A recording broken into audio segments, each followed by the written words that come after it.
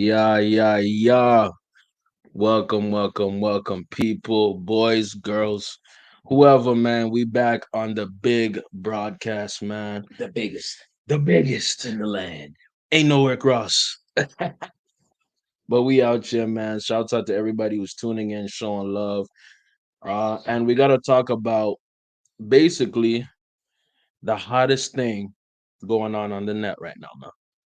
The hottest thing going on the net right now is that Kevin Hart interview, man.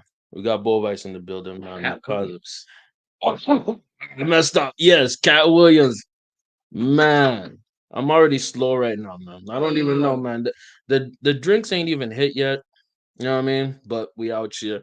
Uh, we're gonna say this. This show, however ratchet or however crazy it gets, is brought to you by you know, Strongbow. And we're gonna need Strongbow to come pull up with that sponsorship, man. We need y'all to give us that check. Send that check. Strong for strong minds. Let's go. Let's go. By the way, man, as y'all come in, like the video on y'all way in. Anybody who's listening on podcasting platforms, give us those 5 stars. We need them reviews, man. It really helps in the algorithm. Episode 68, man. And this is a thing I wanted to mention. One of the reasons that I even started the podcast is inspiration from Bovice, man. Dude was already podcasting from day one Whoa. and showed me like some inspiration, put me up on game. And the rest is history, man. Shout out to you, dog. Yeah, shouts out to him. Yeah, at this point, I've done 2 podcasts. Yeah, Yeah, yes, you've that's done it. two. You've Yeah, done two. it's Facts. what a life. I don't think I'm going back. Whoa! Stop the cap. I'm Stop. good. I'm I good. think I'm I think good. I think you're maybe the most guest. You this is your third time on the podcast. Is it actually? I think it is. Yeah, you was here last year. We did a conspiracy podcast. Yeah, but there was another one before. Was there another one before? I think that maybe there was, maybe there wasn't. I can't remember. Okay, whatever. Yeah, you're more than once. I know that for sure. You're a repeat guest. But so you're done potting. You're done with it. I think I'm done because we used Okay. to. I got into it kind of early. Yeah, you did. Me and a friend in high school, we Hmm. listened to a bunch of podcasts Hmm. in the early days. I think we started ours in 2017. Oh yeah, y'all started that Started early. ours in 2017 and we Yes, went for a while. I think until 2020, it's fire 2019. podcast too. I was listening all the time. And then obviously that ended, and then I did another one for University of Ottawa, my research lab, Yes. and Hmm. that was great. Talking to different people about mental health and every Hmm. some clinical psychologists came on. You were on. Yes, sir. I had Of some friends who course, come on as man. well. So yeah, I did too. And at this point, I don't. I'm Yeah, good. I prefer just being a guest, just for hanging sure. out, talking to people. But I'm good for now. Man, and that's the thing I liked about your podcast that you did. Obviously the one for school was more serious, Yeah, more, based on research. But, when you and Azad were running your podcast, y'all would have a lot of fun on that, man. Y'all would have the jokes, y'all would have the information. I really like that, bro. And like, I really enjoyed watching y'all talk your stuff, man. And that's something that we try to bring. Well, I try to bring in my yeah, podcast. You bring that information, but you have to bring the entertainment too. You know what I for mean? sure. And the fun, man. You gotta have fun. You know what I mean? And so this leads us to uh the Cat Williams interview, man. The cat, like, bruh, we've already seen it. I'm pretty sure you've seen it. Yeah, So we're gonna talk about the highlight of it, man, and where he's talking that smack. And we're gonna have some reactions to some of that smack that he talks. Okay, so I'm gonna share my screen right quick. A lot of people, if you're listening to audio only podcast, you won't be able to hear it, or you won't be able to see what we're seeing. But I'm sharing the screen for our live watchers right now. And fair use. YouTube, don't clap us. This is the big broadcast. Don't clap us, very YouTube. fair. Fair use. And we're gonna stop a little bit in between while he disrespect. By the way, quick heads up. The interviews at 25 million in 3 days. Yes, yes, fam. 25 million in See, 3 days. that just speaks to the power of truth, right? Mm-hmm. And also the power of social media, and the time that we're in. Because I think Facts. everyone's just sharing it. It got viral. Because I heard about it from Got you because you viral. posted something. Yeah. You posted like a little video on it, Did a and video on it, yo. so I clicked the link. I just woken up at like 8 in the morning. I'm in bed, rolling over. I'm like, I open my phone. I'm like, what's happening? I see your Facts. thing. Facts. Click the link and I go to it. Watch the whole thing through, and then I Yeah. sent it to like some friends. So it's just Yeah. 25 minutes. It's insane, bro. And the thing is, it was going viral. Okay, so when you do a YouTube, right, and you Yeah, post something, you can go live or you can do a premiere. You know what I yeah, mean? yeah. Or you can just post it like Just right put it away, out. Yeah. right? So it got posted as a premiere, right? And the thing about a premiere, similar to watching something live, it has a live chat. You understand what I'm saying? So it has a live chat and a live feed. Like right now, we're live on YouTube. Slap the like, get in the comments, talk to us. We're interacting, we having fun. So in the premiere, it had 100,000 people watching it live. 100,000 people, bro. And for me, I was watching parts of it live, and then I watch it after. Bruh, 100,000 people was in there. Now look, we only have right now we have two. Well, I think we have three at some point, but we, hopefully one day we're gonna raise it up and move again. 100,000. The chat was rolling. The chat was rolling, and then clips got put on Twitter and obviously Instagram, and then became viral. Boom, and now you have what I argue would be. I don't think any interview is gonna top this. I don't think any. Bro, we started 2024 with violence. The Pure truth, violence. truth of violence, Hell yeah. or the violence of truth, rather. Let's get started, man. Jesus. You tell us why. People know I don't go everywhere. I'm not interested in talking to people unless it's like a Larry King or somebody of an amazing ilk that I would Oh, oh damn. Okay, what's going on right there? Guess we'll pause it, let it load a little bit. actually want to go talk to in real life. Okay. Um, I don't do it so I can sell product, and I got things to sell, so let me come talk. Mhm. I guess we can pause right quick on that. It's true. He doesn't do a lot of interviews, Cat. Does he have social media or? He does. He has a Twitter and Instagram, but obviously I think it's operated by his team. Like he doesn't like Okay, okay. necessarily tweet or That post chain much. is that chain is wild. Yeah, it's I don't know. I don't know wild. if it's real, but that chain is wild. And he's wearing that Fendi. Like he looks. I don't know if this is fresh or this is whack, man. Get in the chat. Let me know what y'all think, man. He's being himself, ratchet and ratchet and righteous. I guess so. Let's go. Let's go. Righteous You as the have truth. a great product here, and as a fan base, we love the attention that you spend on the guest. We love how much work you've done, how well you know them, how prepared you are. The same things that we liked about you in football. You brought that on Yeah, that's true. That's facts, though. over to here, and that's why it resonates. And the reason I had to come is because you've made a safe place for the truth to be told. You know what I mean? Thank you. I appreciate And that. I have watched all of these lowbrow comedians come here and disrespect you in your face and tell you straight up lies. I'm talking. Let's stop right there. Comedians and lies. The smoke is starting. So Oh, I'm gonna say it like this. Me, I'm a fan of Shannon Sharp. He's hilarious. And he's a good broadcaster. Obviously, he's not a journalist. And this no, is he's what not. people have to understand.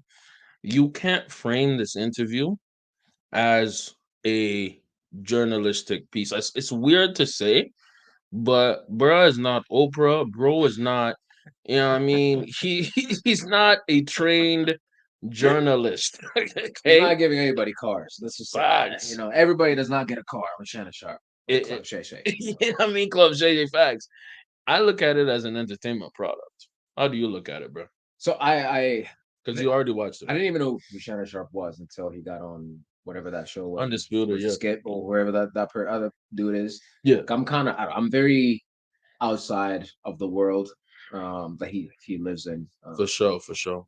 So I didn't know who he was. I didn't even know he played football. Or who he played for, or any of that. I just knew that he started a show, started interviewing people, and it became a thing. For sure. But he did seem like as an interviewer, he was very Mhm.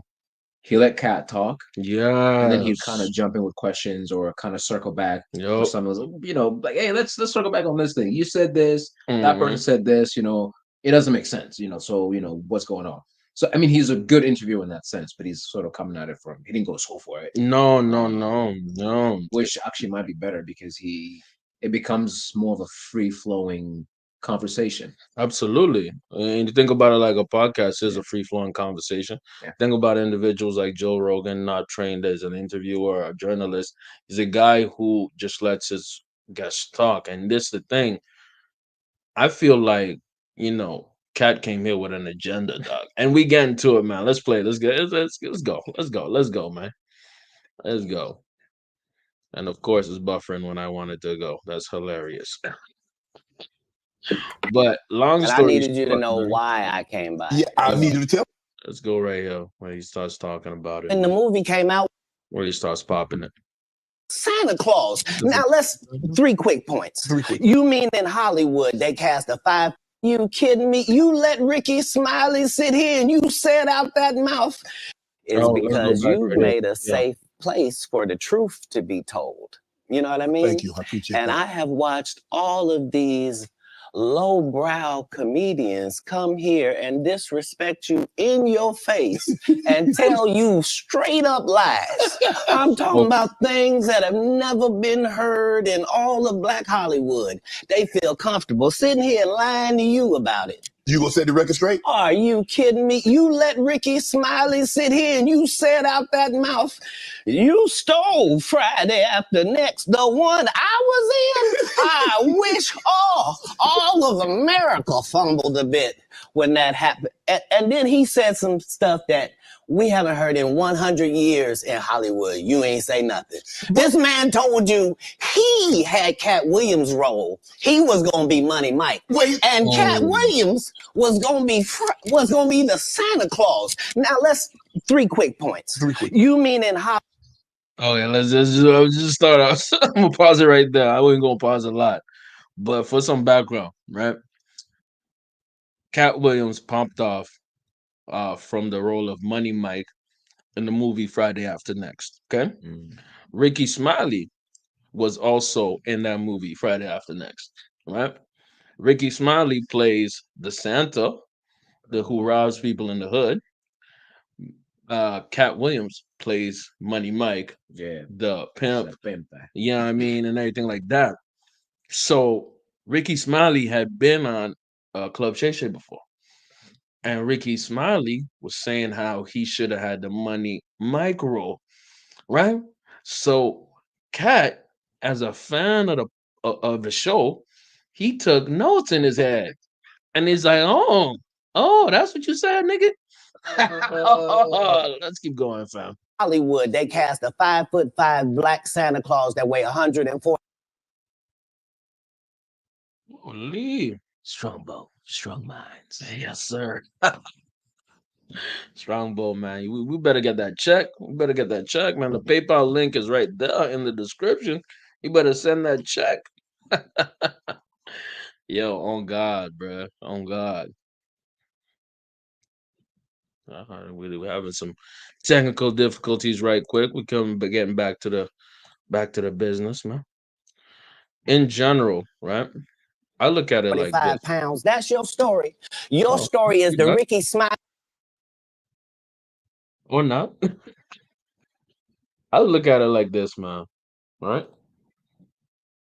In general, he's mad at a lot of comedians. And this is the clip that really got viral, really, where he is unloading the clip on people, right? On these comedians in Black Hollywood. Of course, he had different parts and clips that were talking about different people, but this is the bulk of it, where he talks about individuals in his game as well, the comedians. That couldn't even do curse words because he had a Christian fan base. He was gonna play the pimp. Why you didn't ask him why has he played a woman in more movies than he's played a man? Well, I didn't know He shouldn't be able. You wouldn't let a athlete that been on steroids talk about one of the greats.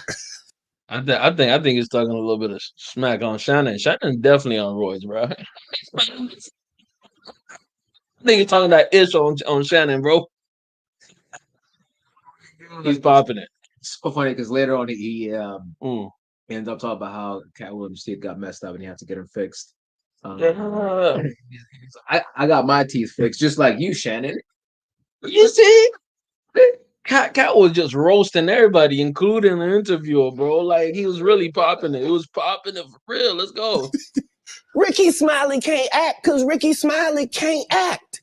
He told you the story about when the movie came out. Where did he say he watched it? At home. He wasn't even at the premiere. You telling this man, you stole that. Oh, so he could get his name in the same sentence with a great one. It is sad. He was just that bitter when we were shooting it. He told everybody, it should have been my role. Everybody on the scene. Why do you think no cast member has ever said anything? He couldn't have played that role like you. I thought he was. Sir, no one. He's popping it, fam. Why no? He was with KD. He beat up Terry Crews. Why nobody know this story? You talking about in Hollywood, they switched off. Jeez. Just take this in. How often has Shannon spoke, man? We're about how many minutes in are we? Like less than 3 minutes. Less than 3 minutes. Shannon done got in like 4 words. Yeah. Let's go. Rolled. You take this and he what? So Ricky Smiley knows this. It's because, well, why would he lie? I don't know why liars. He's about to hit it with the bars.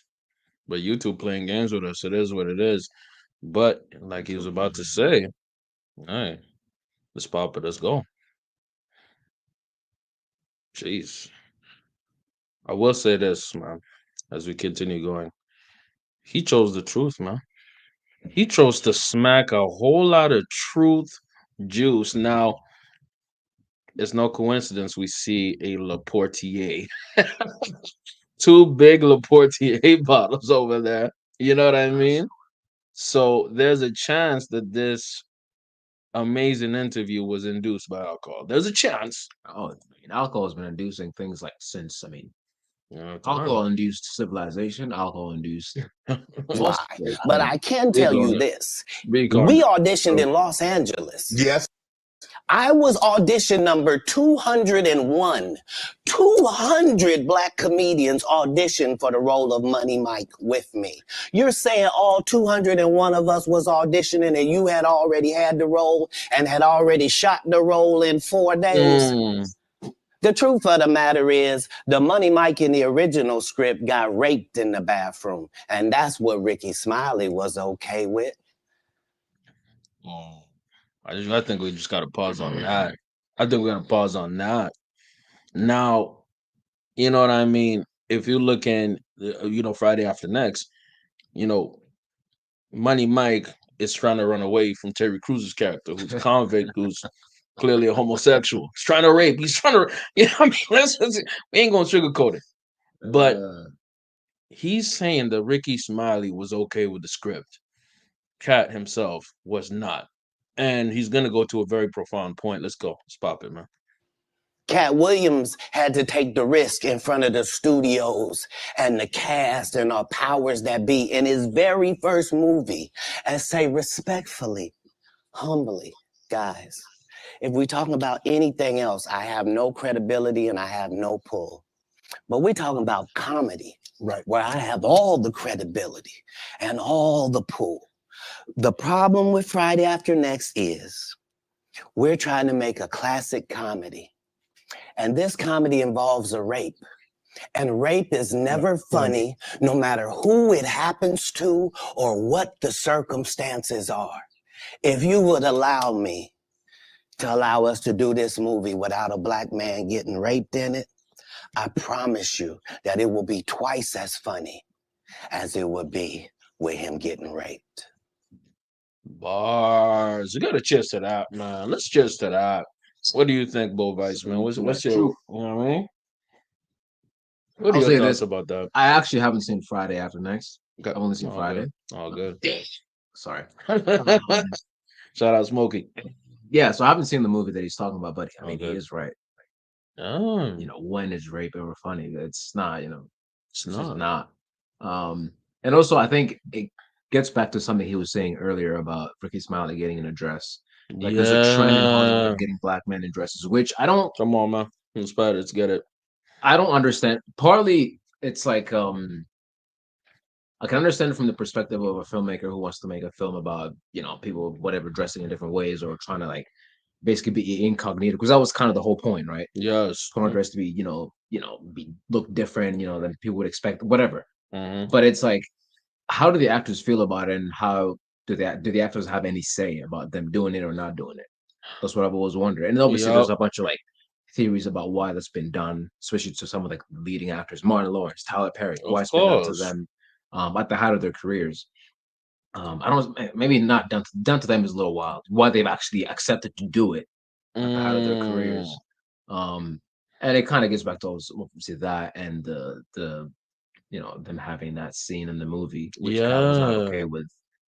It's I don't know, it's all My thing is, right, you see it in a lot of comedic roles, right? Comedic actors, right? Martin Lawrence, and this one in this picture right here, we see Brandon T. Jackson, who mm, actually, Kat is going to talk about later on.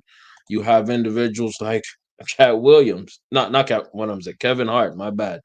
Who Kat is going to talk about soon. You have Jamie Foxx, obviously Medea. You know what I mean? Tyler the white Perry chicks, got white chicks, the Wayans, the yeah, Wayne's brothers. So it's a thing and it's a trope that obviously white actors do as well. You know what I mean? We're yeah, not going to ignore that.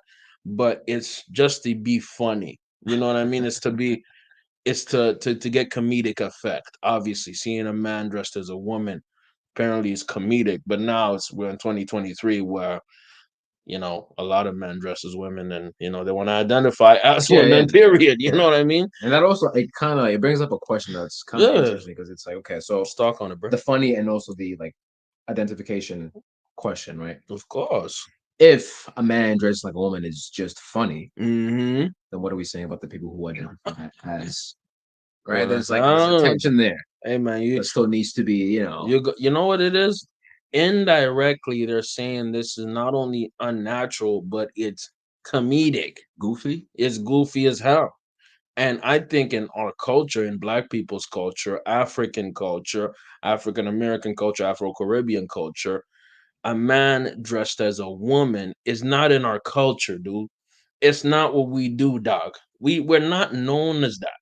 You know what I mean? So when you see a man dressed as a woman, you feel me?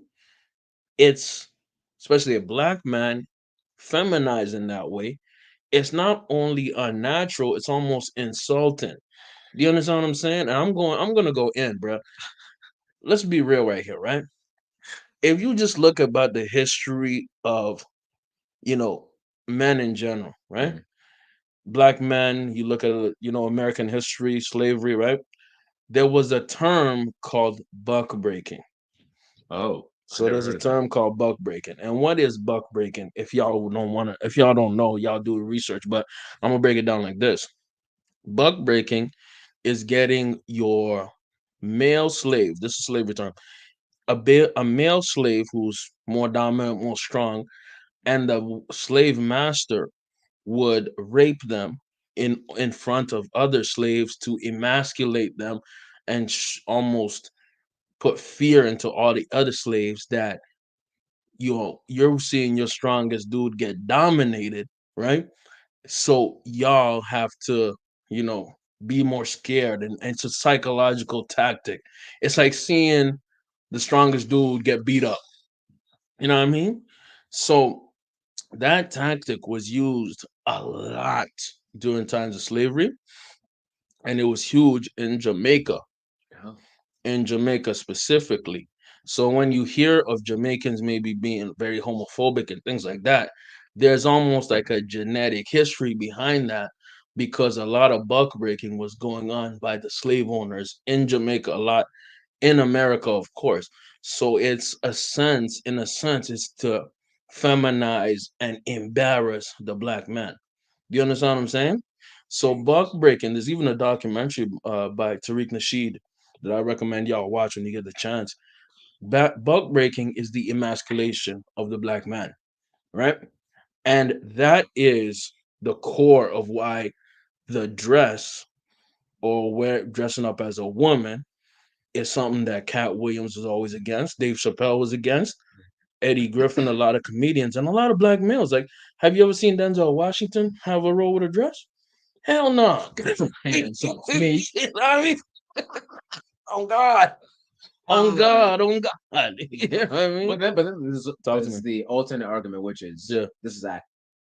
Mhm. This is acting. I have written a Yes. script for a certain thing, whatever it is, bam, what talent, any whatever talent for any of their movies, On God, yo. or Martin Yeah. Lawrence, Jamie Foxx. Facts. I've written a movie. The script is about this, right? Mm-hmm. Mm-hmm. It's acting. Like you don't need to, get that deep Oh into it. yeah. It's just this is a character. The character looks like this. Character dresses like this, and they express themselves like this. Facts. Just embody the character and And do it to go the with best of it. your abilities, right? 100%. So there's 100%. that argument too.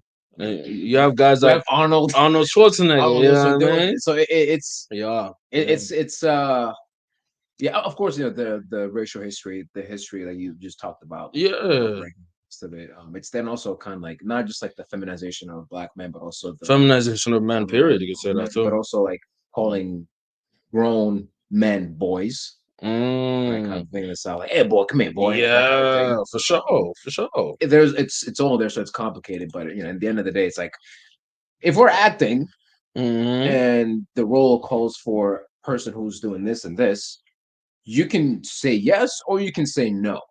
But then Exactly to that. complicate that That's even what got more into into it. these actors who kind of like it's their maybe one of their shot to like make some money, right? I don't Yes. know how well off Brandon T. Jackson was before he did that movie, but Yeah, it might have man. been like this is my chance to actually do something, make some money, support myself and my family. So I'm Facts. gonna do it, even though I don't want to do it, And, right? and, and you So know what? it's That goes to what Kat was talking about in the interview, right? Within his first role, he doesn't want a black man getting raped. yeah, Do you understand what I'm saying? Now, he doesn't want to wear a dress. He doesn't want to do that. Now, keep in mind, this is his first movie role. So that means that he has high integrity in what he believes in. yeah. Whether that you can be interpreted or not. Like, look, we're looking at pictures of The Rock in this movie, The Tooth Fairy, right? This was before The Rock became The Rock. You feel me? So he was wearing that dress, dog, throughout the whole movie. Now, is it funny to see a dude like The Rock wearing a dress? It's kind of funny. I ain't gonna cap. You know what I mean?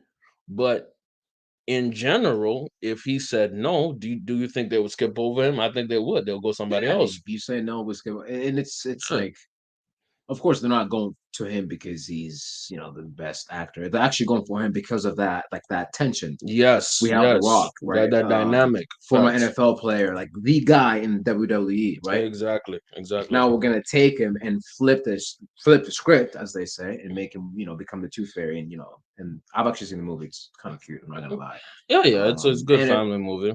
But the one you for know, him because of that. and that's the thing. Look at it like this, man. For me, I wouldn't. There's some things I wouldn't do as an actor, right? But keep this in mind: if you're trying to make it in Hollywood, and that's what we're going to talk. That's what Kaz going to talk about. They almost force you in certain positions that are not only uncomfortable for you, Mm. but for what you represent and who you are. You know Yeah. what I mean? If something is, in the sake of being funny, in the sake of getting a role, in the sake of whatever, right? So for me, I look at it like this, bro. Don't do something you're uncomfortable with. Don't do something that's against your morals and your principles and your point of view. I would Because say that. I would say that yeah, instead of like for the way you said after, like don't do something that's against your principles, morals, or whatever. yeah, Not supposed to don't do something that makes you uncomfortable because being uncomfortable can be good, right? It's good for all. that's But like you do need to that's step a out of fair yourself point still. sometimes to kind of like expand your worldview and whatever. Yeah, absolutely right about And that. for Actually, actors, like if you're doing a role and like the director wants you to do something you've never done before, yeah, and you're like, I don't know if I can do this, then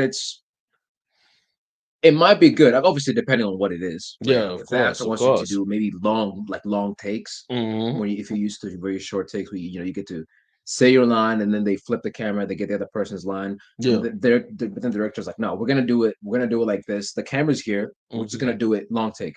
You say your lines, they say their lines, then we'll get this whole thing done in like 4 minutes. facts, Uh, facts, that facts. could be very uncomfortable for you, but in the end, it actually might lead to a better product because you don't get this very kind Hmm. of choppy thing. So being uncomfortable is not always bad. It's just like what you said. doing things that are against your your morals and Yeah, your and that's the values. thing. Well, if we go a little deeper, this could be in some type of humiliation rituals. Get on top. But anyways, Cat's gonna pop it. He's gonna pop it off. Anyways, let's keep it going. Let's see what Cat says essentially about the dress in this situation. Oh, the rape scene in this situation. So, considering that's the real story, why would you bring up that story? 35 members of the cast and crew have never brought up that Ricky Smiley was going to play Money Mike. No one ever saw me put on a Santa Claus suit. We got a wardrobe department. They made a Santa Claus suit for me. Why that wasn't in the bloopers? Why? And here's the other thing. Everything that Money Mike said, Katt Williams wrote. So what Ricky Smiley say on his? You can't say my lines, I wrote them. Oh. That's how I already know that I'm going to be funnier than you. What he told everybody was Katt Williams, don't nobody know who he is. I'm on the radio. I'm with Steven Said. Everybody know me. That's what he told everybody that would listen to on the set. That's the truth of the matter. He was so egregious, not now, then he was so egregious that, and Hollywood has never heard this in 100 years. He was so egregious, I put in my contract that I won't work with Ricky Smiley again unless he's in a dress. Now, what was Ricky Smiley's next movie? Was it First Sunday? Did he wear a dress in it? You bet he did. It's in my contract. Jeez. Let's pull it up, bro. Let's pull off. Let's fact check on this pod right now.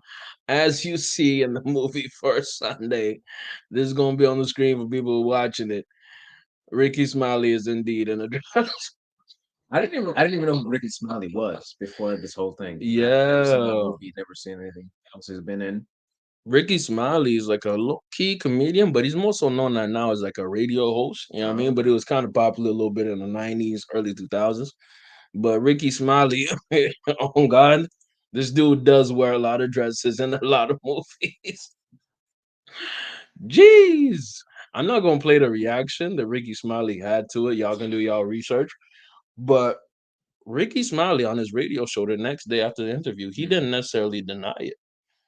He didn't deny, he said essentially that he had auditioned for the Money Mike role. He didn't get it, and then he got the Santa Claus role instead. Right. Okay. You know what I mean? But on the podcast with Unc Shay Shay a few months ago, he said he was supposed to be Money Mike. So I think that triggered Katt. Katt was like, we gonna do some straightening. No respect. Let's go. Mm-mm. Telling you right now, man, this is a wild interview, bro. We gonna go through it, man. You know what I mean? Let it play through.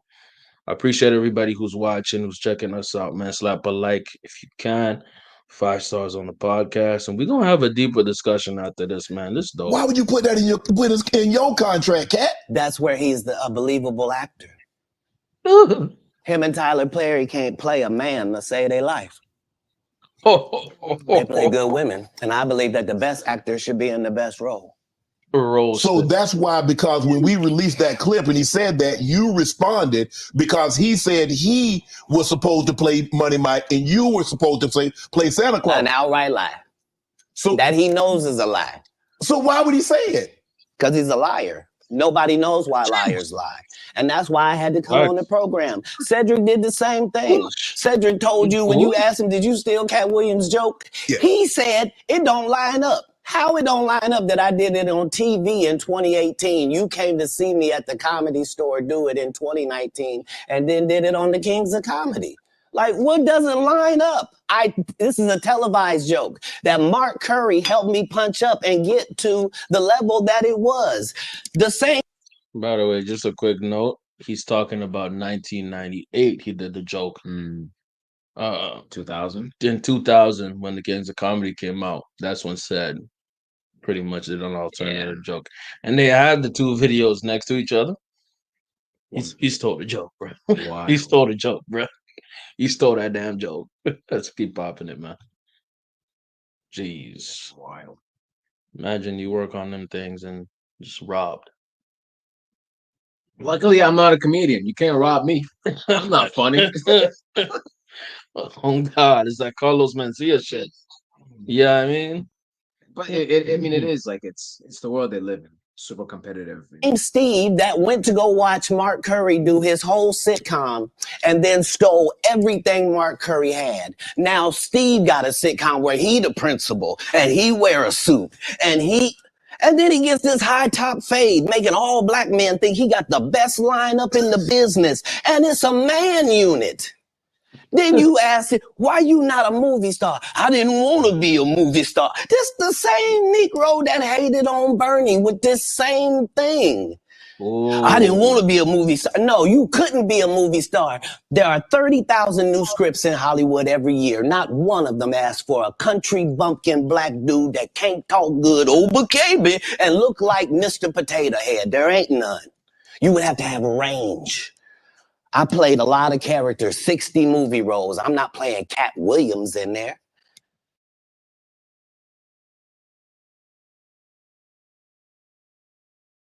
I think I saw him. It was in Atlanta. Yeah. I don't know if any of you Alligator Man. Yeah, check that out because it's amazing. Won an award. Amazing.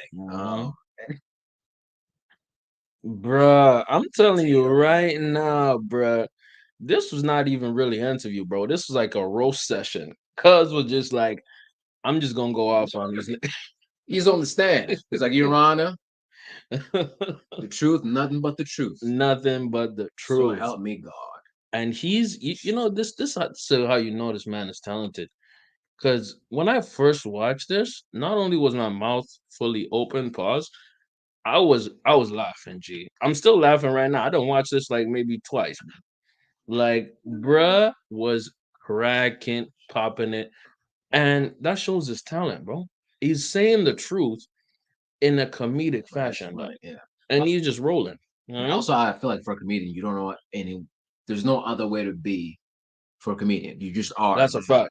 So the way that you express yourself is that it's like everything comes out as a joke. And also because people know you're a comedian, they expect there's like expectancy for a joke or humor. Yeah.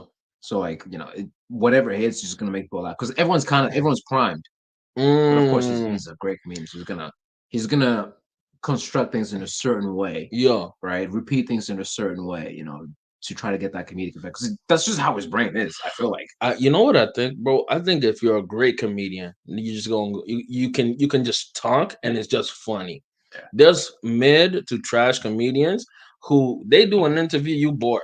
You're like, what's wrong with this nigga? You know what I mean? Or like, what is it?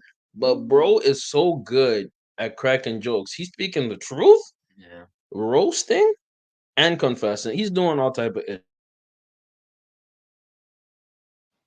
I don't know, Katt. We might not let you drink anymore. The way you. I mean, we ain't even got. I'm not fueled by alcohol. I've had a sip, less than you.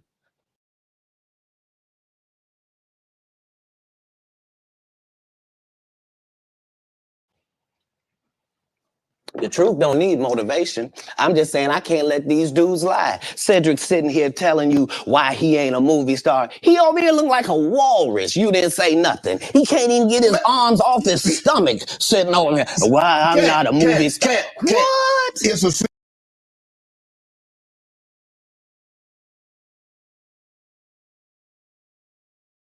I'm offended, okay? As I represent the walrus community, Katt just sent shots at us. Big boned and offended. Bro, when he said that, it just motivated me to go to the gym some more, dog. Eat some carrots. A walrus. Like, who comes up with that? Nigga was popping it like a walrus. He didn't say no hippo. He didn't say no elephant. He said walrus. Man, let me just show y'all a picture of a walrus. We need to do this. We need to do this for referential purposes. Lying walrus, lying through its tusks. That's crazy. These are fat creatures, bro. Essentially, he called Said the Entertainer a fat creature. Let's deal with it. Oh my. Bruh. Oh, geez. He never wrote anything. Remember, when Cedric the Entertainer starts, he's supposed to be singing, dancing, and telling jokes. That's why he's called the Entertainer. Right. We found out he can't sing, can't dance, and doesn't write jokes. He did 4 comedy specials. They're so bad, Shannon, they're not available on Netflix or Tubi. Can I say that again for the audience? They're so bad that they're not available on Netflix or Tubi. You don't think Sam's a good comedian? By the way, just a little fact check. Said the internet has one thing on Netflix. Still, I get his point. He has one. You know what I mean? Cool fact checks. I like that. But it doesn't still change the point that he's a walrus. World doesn't think that, sir. I have 12 comedy specials. He has 4 specials that are not available on Netflix or Tubi. It seems to me, Katt, that you had a lot to get off your chest. No. You wanted to set the record straight. Winners are not allowed to allow losers to rewrite history. Bars. Winners are not allowed to let losers rewrite history. That can apply in all type of areas, man.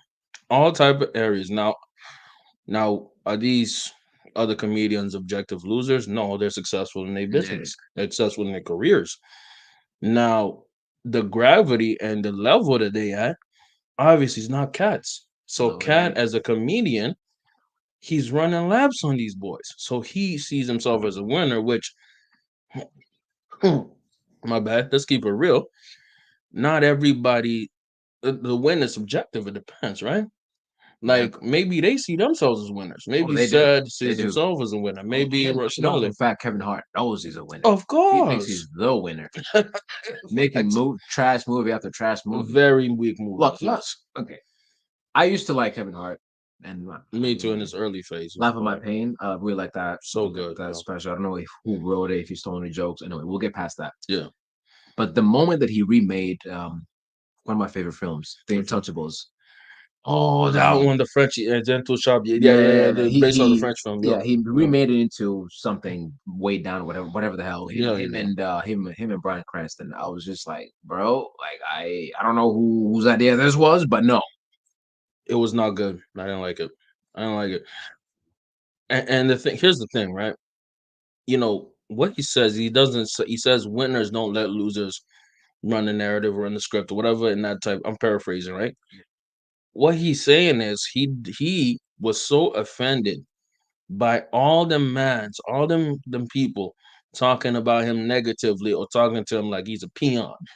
You know what I mean? Talking down on him, and that's what fueled this, bro. That's what fueled this. And I kind of agree with that. If people are playing with your name, you're allowed to, and you should correct them. Now, I don't think you're able to roast to this level, or do it to this level. But did you think this was like a revenge thing, or do you think he was angry? Was like, what do you think about this, man? Replay that. Yeah, let me go back. Replay that. Yeah, for sure. I got you, man. Are not available on Netflix or Tubi. It seems to me, Katt, that you had a lot to get off your chest. No. You wanted to set the record straight. Winners are not allowed to allow losers to rewrite history. I don't say any of these things if my name is not breached by these people on your platform. So what's your thoughts, man? Winners are not allowed to let losers rewrite history. Like the way that I understood it the first time that I watched it. Yeah. It's so interesting that you have a different take, but the way that talk to me. That's why you here, Bovice. The way that I understood it was go ahead. He's saying that he's perceived as a loser. And they're perceived as winners. So like Kevin Hart, Steve Harvey, obviously Kevin Hart I think he has like a movie out every year. Out of there. Yeah, he was actually promoting a movie. Yeah, he was just promoting a movie. Replying He's got to comedy specials every other year, movie out every year. It's like him on The Rock or like in a race. A race off the cliff. For sure. For sure. Like the way that I understood it, like in the public's mind, he's considered like kind of like the loser. Yes, and they're seen as the winners because they're doing all these great things. Obviously, Steve Harvey has all his 170 million shows. Yeah, Cedric's got his things going on. Ricky Smiley's radio show, whatever. So they're considered the winners, and like kind of like how they're all clicked up, right? Yes. And he is the loser, perceived to be the loser, right? Because he's the guy who's on drugs, he's the guy who's in prison every other week, he's the guy who's all this crazy stuff. Yeah. And here he's kind of speaking from their perspective, that winners don't let losers basically describe history, right? History is written by the winners. History is written by the victors, Okay. as they say. That's how I understood it. But then Mhm. he's like, nah, he's not accepting that. He's like, I'm gonna come and speak what I know. Speak my Mm. truth, or however you want to put it. Yeah. So I mean, he knows he's better than them as a comedian Oh and as yes. an actor, Oh yes. but just kind of like how it's perceived, in the social milieu. It's like he's the loser, they're the winners, because obviously they have this whole Oh, absolutely. machine behind them pushing all their movies out and comedies and whatever the hell. Yo. So that's how I understood it, but I might be wrong. No, you're not wrong. You can perceive it any way you want because this is the thing. This is the beauty about people being different, having different perspectives, man. You know what I mean? You're a smart guy, you're a smart individual. You know what I mean? So am I. Very smart. Hey man, this guy's a genius, man. Shout out to my cuz. But in general, man, yes, you know what I mean? Like your analysis, I fully get what you're saying. What you're saying is in the social, economic atmosphere, everybody looks at, Katt as a dude who has a bad reputation, who's a drug addict, who's always going to jail, who's always whatever, right? But keep in mind, I'm telling you, this man, he says later in the interview, he's on his 19th tour, 100 city tour. Bruh, if he's on tour that much, there's obviously people buying tickets. Yeah. And if he's getting tickets sold and he's doing arenas like he says and it's been proven, it means he's making a lot of money. Look at the Fendi. Look at the chain. You know what I mean? Look at the hat. I'm sure that hat is like $500. Easily. This It man, looks ridiculous, but this man is wealthy. You know what I mean? It's not even a joke. So he's successful. And then when it comes to who's funnier, obviously that's a perception thing. Let's be real. You know what I mean? Because I'm telling you too, man, that early Kevin Hart, bro, laughing my pains, all that stuff. Bro, I was dying. he was going. He wasn't ready. You know what I mean? It was like, you remember that shit? I loved it, bro. I loved it. But his new ish, very trash. I'm gonna be real. But even his movies, very mid to trash. But it is a perception thing, right? Yeah. Some people might find Kevin Hart to be the most hilarious nigga on earth. It is what it is. You know what I mean? He kind of is next to The Rock, because I know how people are obsessed with their interviews. Oh yeah, they they kind of have were like funny. They had a good dynamic. Kind of got this block of wood, this block of cider in The Rock. Oh, Rock. And then you got Kevin Hart, who actually has some humor in him. Of course. So kind of like put next to each other. The juxtaposition is crazy. So for sure, Kev seemed like the funniest person on earth. And they are funny together, though. They are funny together. Yeah, but then it's like if you ever had an interview with him and with Katt Williams and Kevin Hart, it's like comes off with a joke. I don't know, but I'm gonna say this: if Katt Williams and Kevin Hart had a roast off, come on, man, we all know who winning that. Katt is deep frying these niggas. Let's go. Let's keep popping it, man. If you give a liar a platform to lie, then I'm not being messy by saying, hold on, that never happened. It's untrue. And there are hundreds of witnesses for each thing I'm saying. So let me ask you this. What is your relationship with Steve Harvey, Ricky Smiley, and Cedric the Entertainer as you sit here currently? For 30 years, they're a group. These aren't three random guys. The way that Ricky Smiley kept appearing at all of my auditions is because of Steven said he would tell anybody that, listen, they got a gang on that side. They know what it is. They know who the gang is. Why Earthquake not in movies? Because he's illiterate. He can't read. And they found that out when they gave him a show and put the cards in front of him.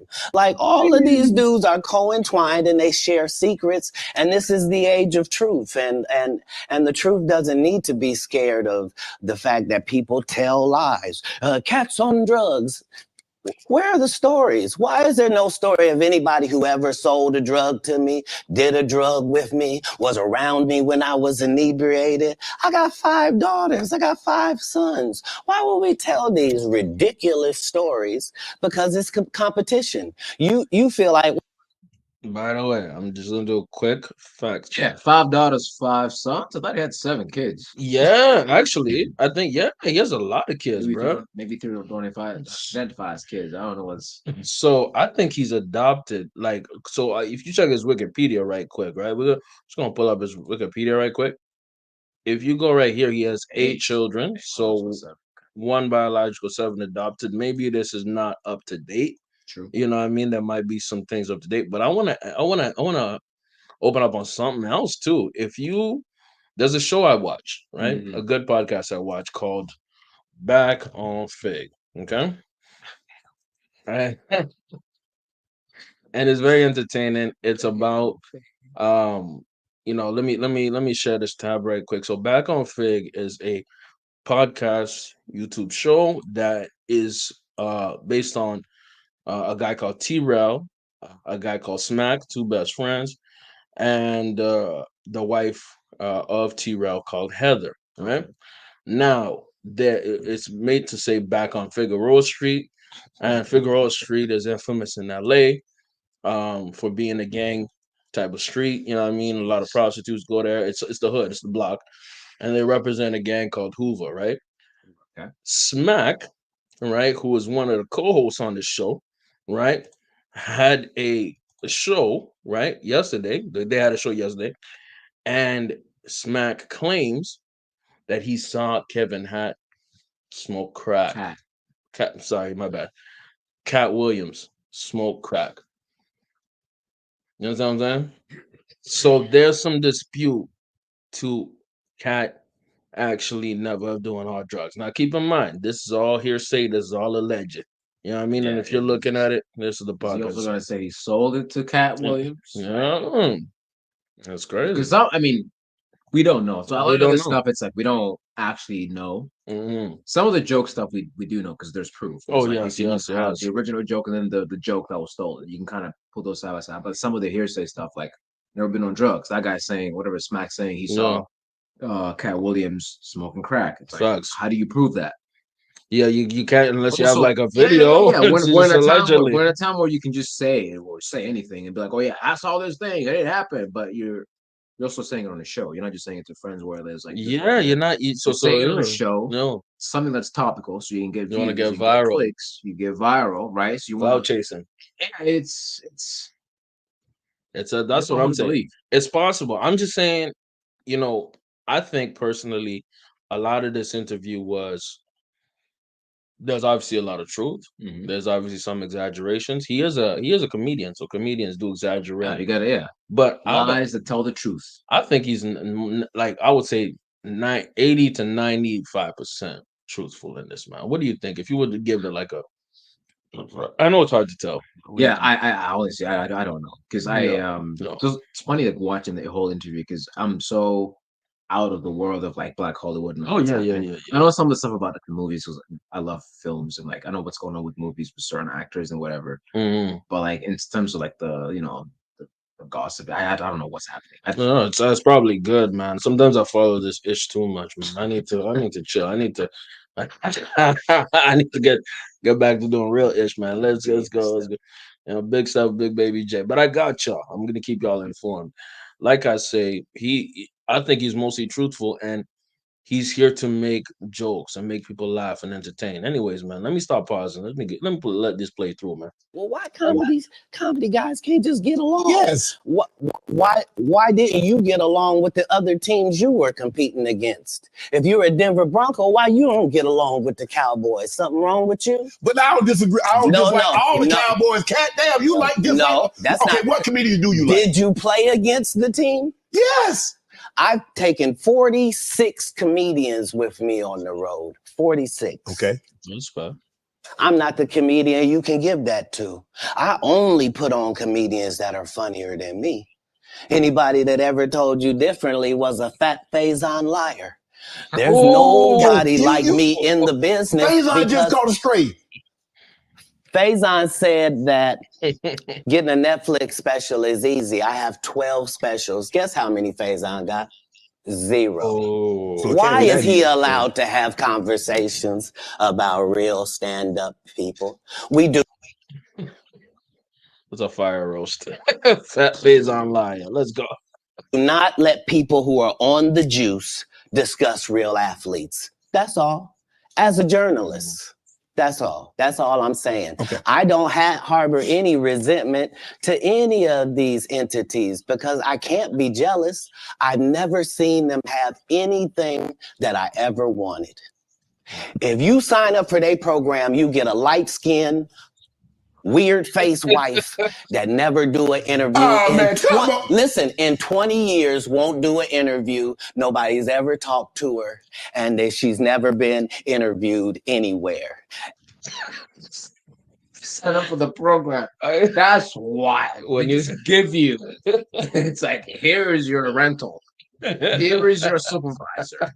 What? Man, it's the Illuminati package. You didn't know, dog? Oh my God. Man, I'm telling you right now, bruh. The way he said it was hilarious, but I'm trying to pull up pictures if this is true, bro. Let's go for a reference point. This is the tab, bro. If you look in some of these pictures, bruh, you look at Steve. Look at Steve Harvey's wife. Bro. Steve Harvey's wife. She's light skinned. Okay. Let's look at Cedric the Entertainer's wife. She kind of light skinned. She brown skin. I see she light. Oh my God. Let's look at Ludacris' wife because he goes off on Ludacris' wife allegedly as well. She's also light skinned. Bruh, it's hilarious as that is. He spoke nothing but facts. What are your thoughts on this, man? The Illuminati package that comes with a light skinned wife. I it's like, I don't know if that's like Yeah. that's like the comedian side, or that's just like going for the laugh, going to the side for the laugh, Mm. or if he's actually being like, this is what happens. You know, you join the thing, and they're like, all right, these are the conditions. You have to, need to be have to have a certain level of success. That's the first thing. Yeah. Whatever music, film, comedy, whatever the hell it is. Mhm. But then you also need to have a partner, and your partner's got to look a certain way. That Right? Yeah. I don't know. You can't prove that. Like, You definitely cannot prove that you're right. And you know what? I think it's a mix of him keeping it real and being just funny. I think it's both. yeah. Do you think it's both? So, like, from Yeah. his perspective, if you just like keeping tabs on people, you're like, Cedric, okay, Mhm. Steve Harvey, interesting, Ludacris, and just kind of run it. Brandon T. Jackson, like all these people, like, and their Yeah. partners, their wives, what they look like. Mhm. They're like, oh, that's interesting. You And see then a you pattern. kind of get into your conspiratorial mind. You're like, okay, what's the industry trying to push? Oh yes. Right? From Oh like yes. these leading actors, leading whatever entertainers being married to people who look this way. What does that say about people who are dark skinned?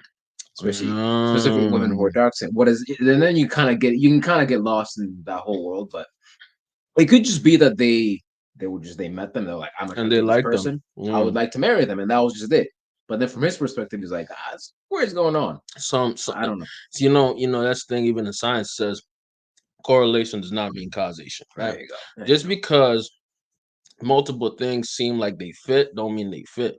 But also, bro, some things might actually fit, dog. You know what I mean? And for me, I look at it like this, exactly like you said, right? It could be a coincidence, Yeah. or it could be something about these dudes that they see a value on lighter skinned people rather than darker skinned people. That's a colorism argument in the black community, bro. You know what I mean? Which I'm is gonna make deep. it. I'm gonna get a white girl, or I'm gonna get a light skinned girl, Which all is that deep. stuff. Yeah, Which is deep. and I mean, It's I'm deep, not though. making it. Jonathan Majors makes it. He's got his girl, and the whole thing happens. And then while he's in trouble, Megan Good comes in. I Yes. just like, because like, I'm out of the loop of this stuff. I'm just like seeing it from the outside. I'm like, how does that timeline look like? So Jonathan Majors is the biggest thing there ever was. Facts. right? MCU, the next villain, the next Thanos, right? He's gonna be Kang the Facts. Conqueror. Facts. So on top of the world, and then he's dating this person, and then something happens, and then she goes to the hospital, and it gets reported. Yeah. Next thing, he's in court. While he's in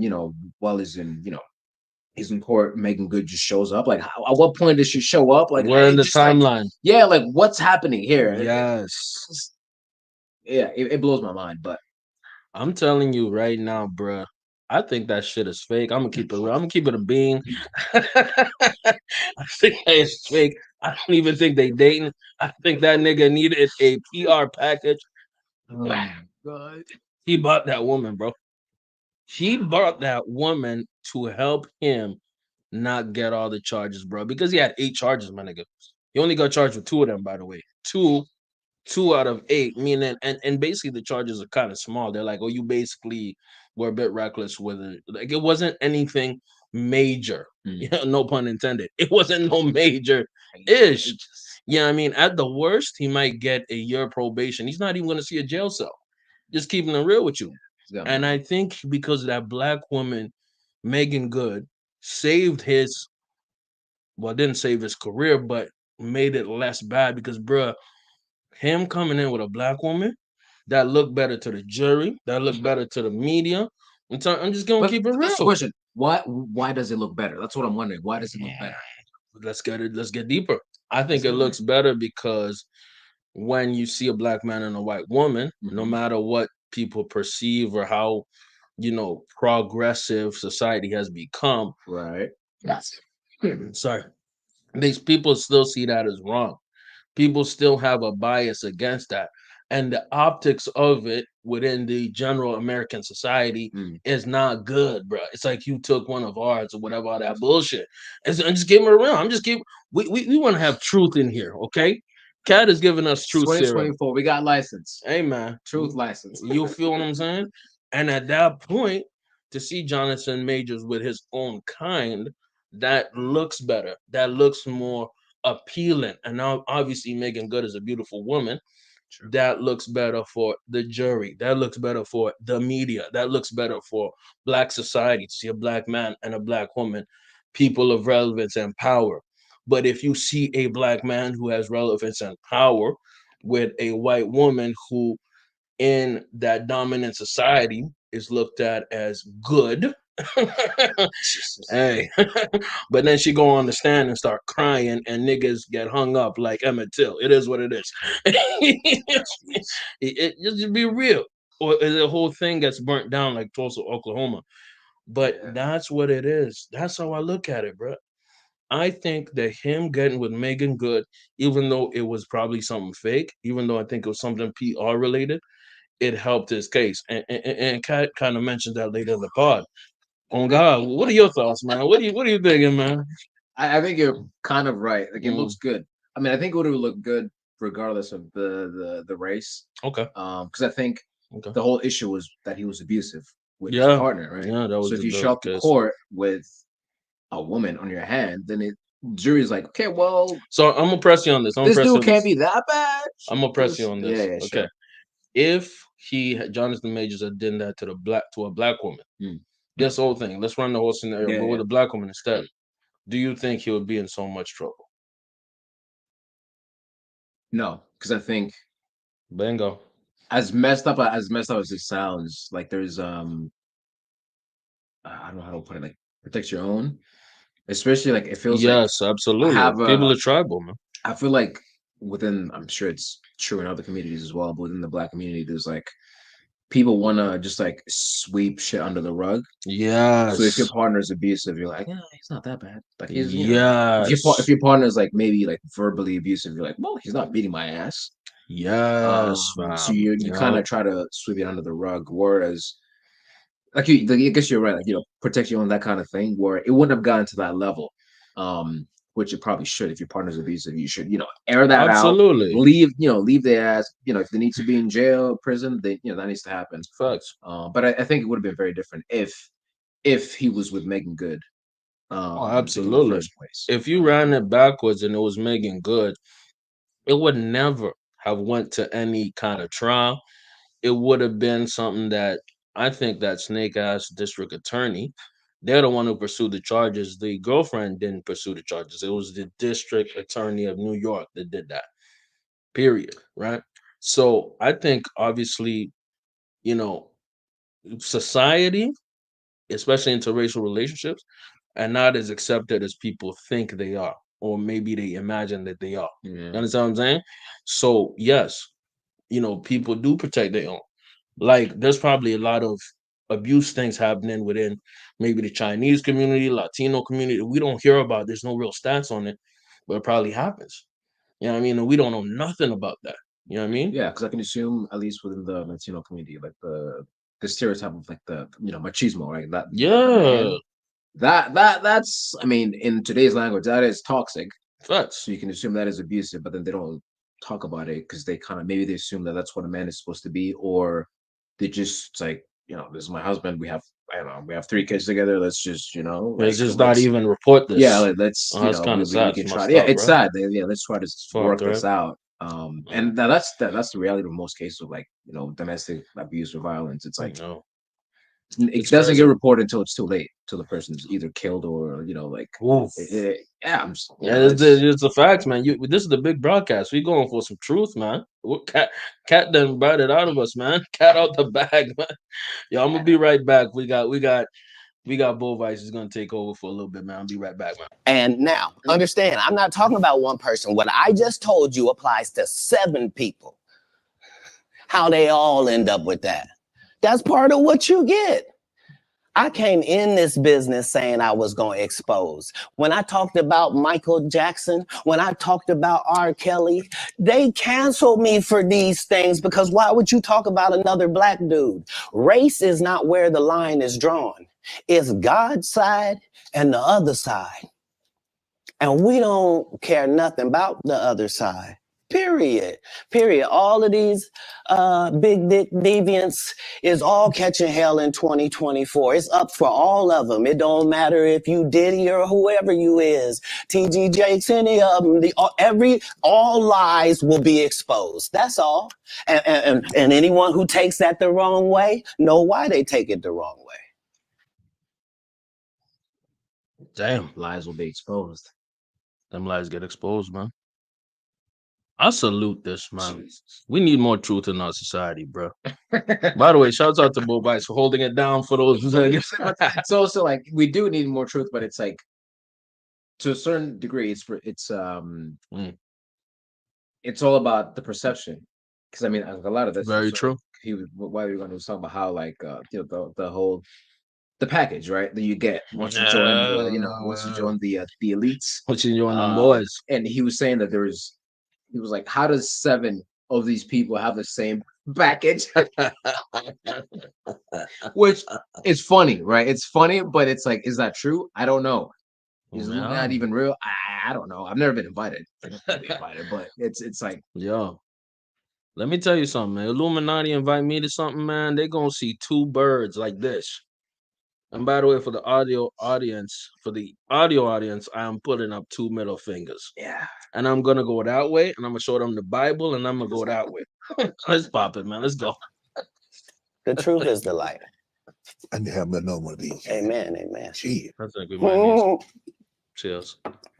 I kind of get one here. Right. After that, I don't really kind of know where to go. Let me one more time. Right. We good now? Because the people want to know, why would he get blackballed? Yeah, because in 30 years I've done nothing but collect information, knowledge, and your secrets.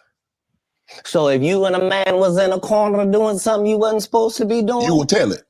No, somebody come to tell me. Okay. I gather that. I value that. I'll pay for that. Come, tell me. I know so many things I shouldn't know, and they all know it. They all know it. Why? Because you don't make me the villain. Not the guy that raises black children and ain't never done a hard drug in his life and don't have no stories of doing nobody dirty. And they'll just go out and they'll lie. The industry doesn't mess with Katt because he didn't show up for the studio. No studios have ever said that. Look at my IMDb. It will show you that no studio has ever lost money with me on the script. How? That's why I'm saying, that's why I can't let Ricky Smiley say he was supposed to play Money Mike, because I wrote the words for Money Mike. I designed the hair for Money Mike. I collaborated with the wardrobe department and made outfits to make sure that no one in America would be wearing what Money Mike was wearing. Yo, I'm gonna say this: Money Mike is an iconic character. I need to see that movie. You need to. You need to. That's your homework, Bovice, and everybody else. Friday after next, you got to watch it. And the way that he portrayed it, the pimp character, Money Mike, was perfect. He played the same thing basically in Boondocks, man. A pimp named Slickback. Say the whole thing. If you wait or if you please, I don't care about Something like that. And it's a unique, Katt Williams type of thing. I can't see anybody playing that role. And Katt is right.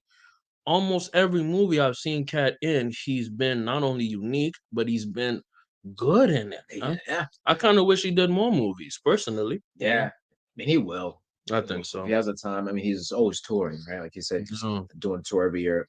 But when something comes up that he wants to do, like Atlanta, he'll jump on it. He's hilarious. Out, yeah. And if you get the chance, watch First Sunday. He kills it in that too. He's really good in that. I told them to go get the Prowler. I then told them to paint it purple. I told them don't have an actor as playing a pimp. We could get an actual pimp, Archbishop Magic Don Juan, to play. Like I did far too much work for somebody to come years later and try to tag along just for their own self-aggrandizement. Why didn't Cube set the record straight? Terry Crews could have set the record straight. Mike Epps could have set the record straight. Why none of them set the record straight? That's what you were supposed to ask him when he told you those lies that no one's ever heard. Right, but he's telling you something no one's ever heard of. Nobody has ever heard. So this is something I just want to mention quickly. Katt was low-key roasting Shannon a little bit.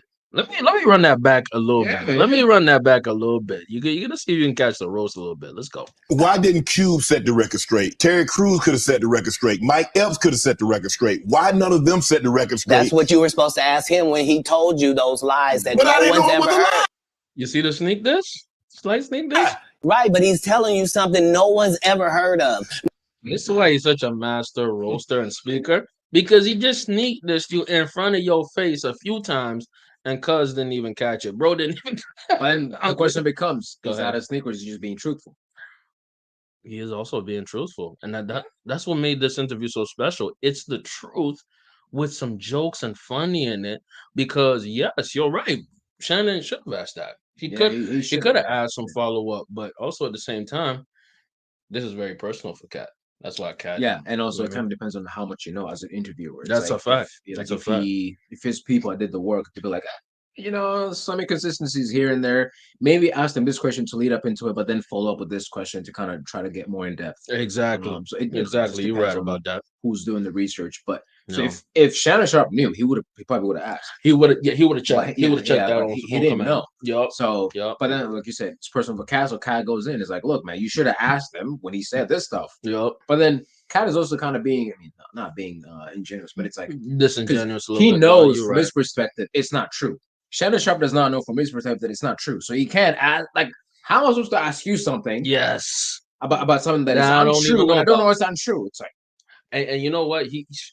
I watched a little something that Shannon did, like a post, whatever interview, whatever post reaction type shit, like whatever. Shannon talked about this after the interview came out. Okay. He said that there's a lot of things that Katt knew about that he had no background on. He didn't have perspective. He just assumes when people come on his couch, they're being 100% truthful, right? That they're not lying, they're not exaggerating, right? And first and foremost, that's the perspective you should have. True. That's because you don't assume just because somebody's sitting on your couch, they're gonna lie to you. Oh, you can be that guy. I mean, it might be fun. They're like, yeah, what do you mean? I trust no one. Side note, that's the problem with modern journalism right now. These journalists think they know the truth already, and they're just gonna check you with their version of the truth. But that's a conversation for another time. We can dig deep into that.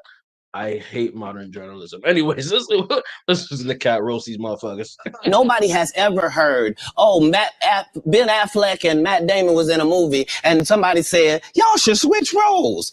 Like, this is a business. But that's the thing, Katt. Normally, when people will give you information, I'm thinking I'm hearing it for the first time, and they're giving information no one else knows or has ever heard. So I'm taking them at face value. This is like Steve Harvey telling people he used to be homeless. That's my story. That's not his story. Steve Harvey was never homeless. When Mark Curry was touring with him 25 years ago, he was making $3,000 a show in cash and doing 5 shows a week. They just tell the stories. Thanks to my wife, I'm where I am. You said that about the first wife. You forget that? You told us it was her. Then you went and married somebody else that think like a man. Like, what are you talking about? They think they can rewrite history.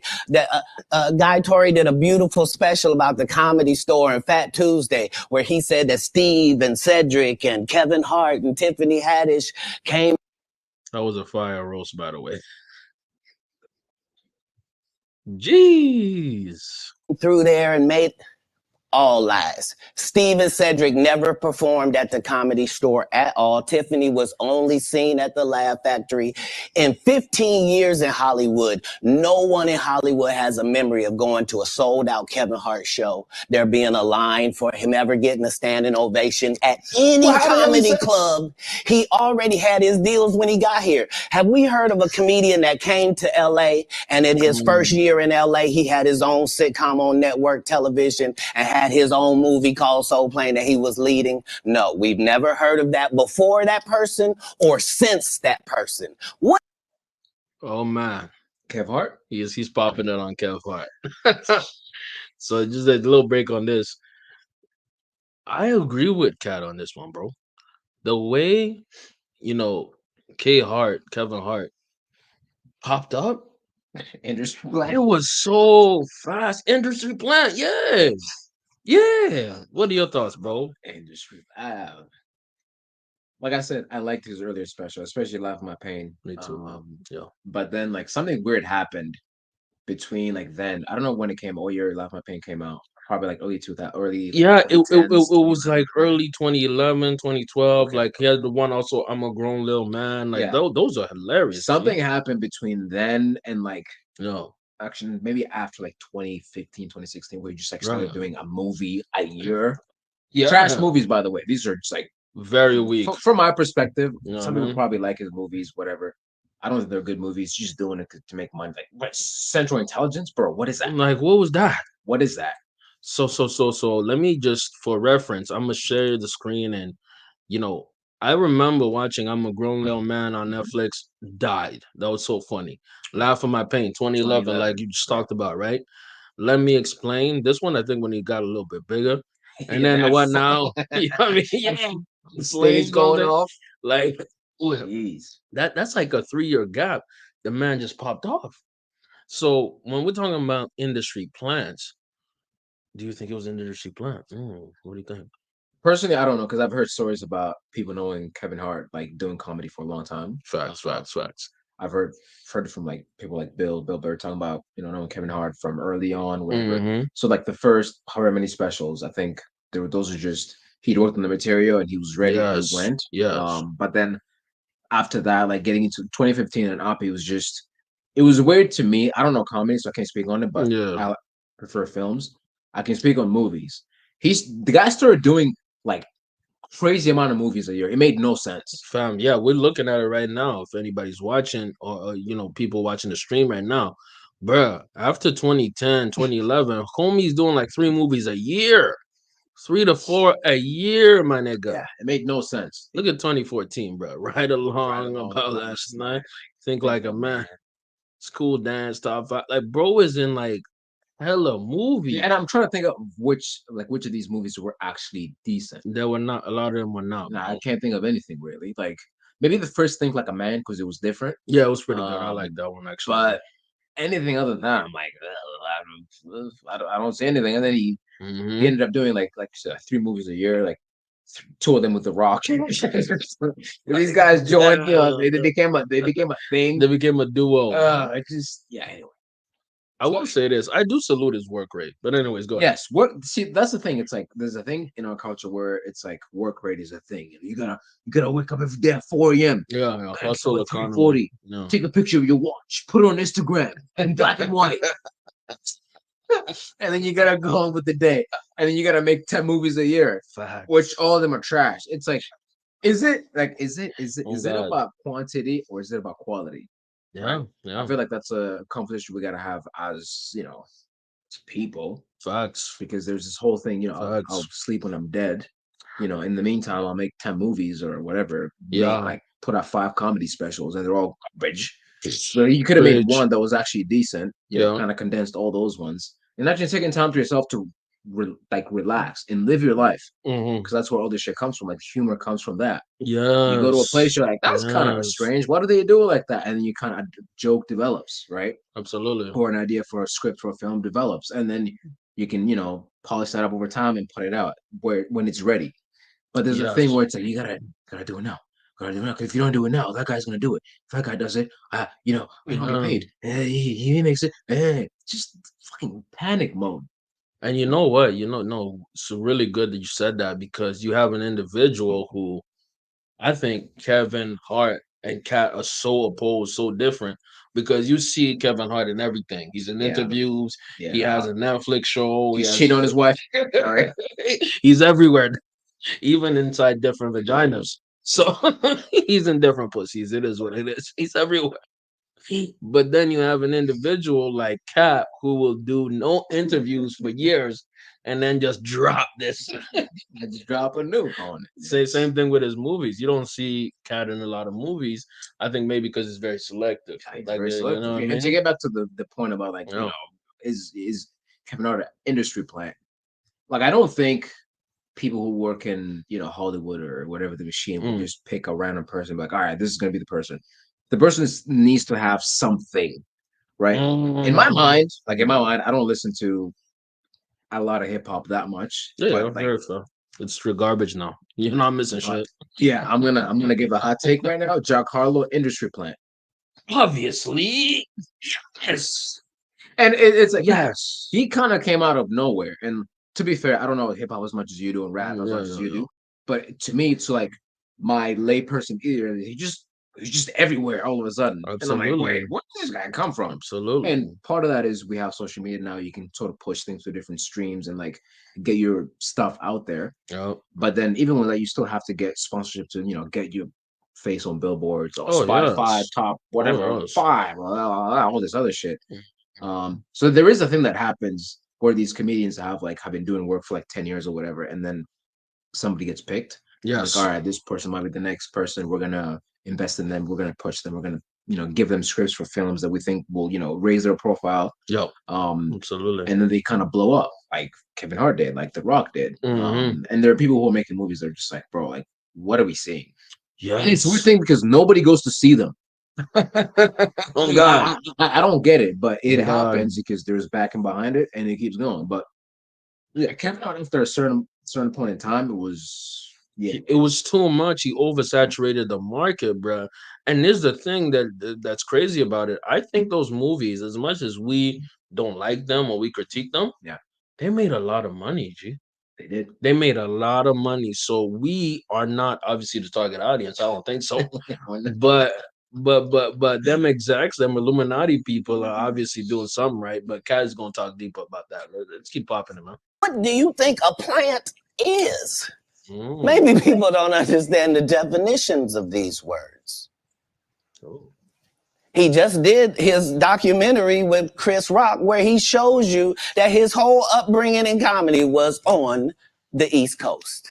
Yeah, it was. So how simultaneously was he here in Los Angeles doing the same thing? It didn't happen. It didn't happen. And I hate to seem like a petty individual for picking apart lies, but Jussie Smollett gonna keep lying until you say we don't believe you.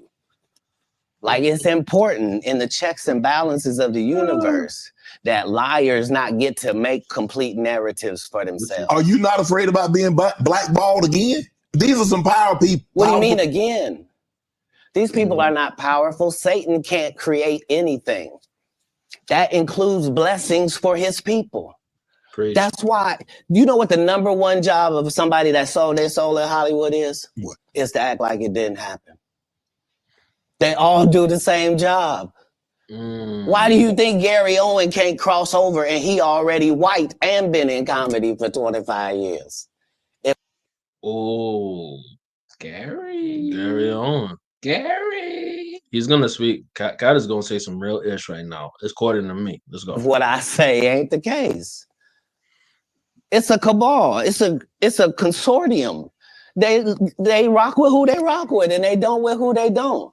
But I'm not scared of being the competition any more than you were when you lined up across from a superior team. Yeah, on paper, they're a better team. Right. They have all the assets and resources and we don't. But let us get on the line, boy, and see if that factors in. I guarantee you it won't. Wow. Bro was in the 2 3 point stance, man, ready to line up. Look at Shay body language. Look at Unc body language. Unc's intimidated. He was waiting for Katt was waiting for that snap. He was waiting for the call from the QB. Like, let's go. Oh shit! In this case, the QB's God, by the way. The Q quarterback is God, man. What do you feel about that? He's talking about the cabal. He's using specific language, bro. Why? You know what's wild? I was with some friends last night, and like that also came up. Yeah. Like a friend of a friend who was like, gets into. By the way, like the arguments. video. Appreciate that 5-star podcast. We love y'all. We appreciate y'all. Thank Get you, in the thank you, comments. thank Let you. us know what y'all think too. Thank you. Go ahead. But a friend of a friend, they were saying that a friend basically always gets to these arguments about cabals and like his people and whatever. So it's funny. Talks about cabal consortium. I don't know because, like I said, I don't have proof. Yeah. Which does not mean that it's not real, that it's not there. It just means I don't have proof, right? Mm-hmm. And from his perspective, there definitely is a thing. Yeah. That is them because they're all clicked up and they have all these things. They have their little Yeah, group. they have a machine behind them They have that's their pushing butt their buddies. stuff. Yeah, that's pushing their stuff.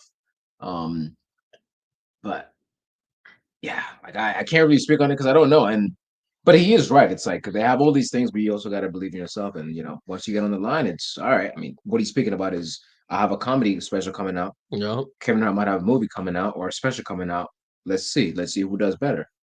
Man, Right? you are too responsible and too mature. I'm gonna go with my wild take. Hell yeah, there's a cabal. Hell yeah, there's Illuminati. Hell yeah, the system is rigged, nigga. It's rigged. It's rigged. Let's keep it real, bro. Okay. I'm just gonna give you my thoughts. Go in. I personally think this world is literally hell. I'm gonna expand on it. Whoa. That's what I think. I think that's what I think. And heaven is not just a state. I think not just a physical place. It's a mental and spiritual place. It's not a physical. Now it could be a physical place, but heaven is a spiritual and mental place as well. Because when you think about a cabal, when you think about a consortium of people, right? That's in every industry. And in every industry, there's the gatekeepers, there's the individuals who are at the top who want to maintain and keep power. It just so happens that in Hollywood, their cabal is small. That's why the same people, like Kat said, get the same chances. The same people going the same movies, Same package. same package deal. That Diddy shit, those freak offs, that Harvey Weinstein ish, bro. I think that's a tip of the iceberg. I think they do even nastier, more disgusting things, bro. It's a cabal. It's a group of people who are in power, a small group, who are willing to do anything and everything that's disgusting, that's degenerate, that's I'm not insulting anything homosexual. If you gay, you gay. It is what it is. But if you're a straight person who gets leaned into gayness, that's Hollywood, bruh. They're willing to get in your mouth and your butt. That's what it is.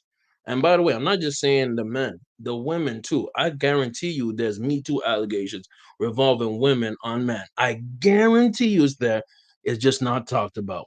There's pedophilia, Jeffrey Epstein. There's a cabal, dog. There's a cabal in there. It's evil energy, it's demonic energy. And I believe that that's not just in Hollywood, that's in almost every industry, bro. You could be working construction. There's a cabal in construction. Well, there's mafia in construction, but yeah, That's the cabal. What I'm You saying, could be flipping fries and burgers. There's a cabal. There's an evil, wicked energy in every single industry. And this is why Katt's interview was so impactful because he's talking about what we've always thought.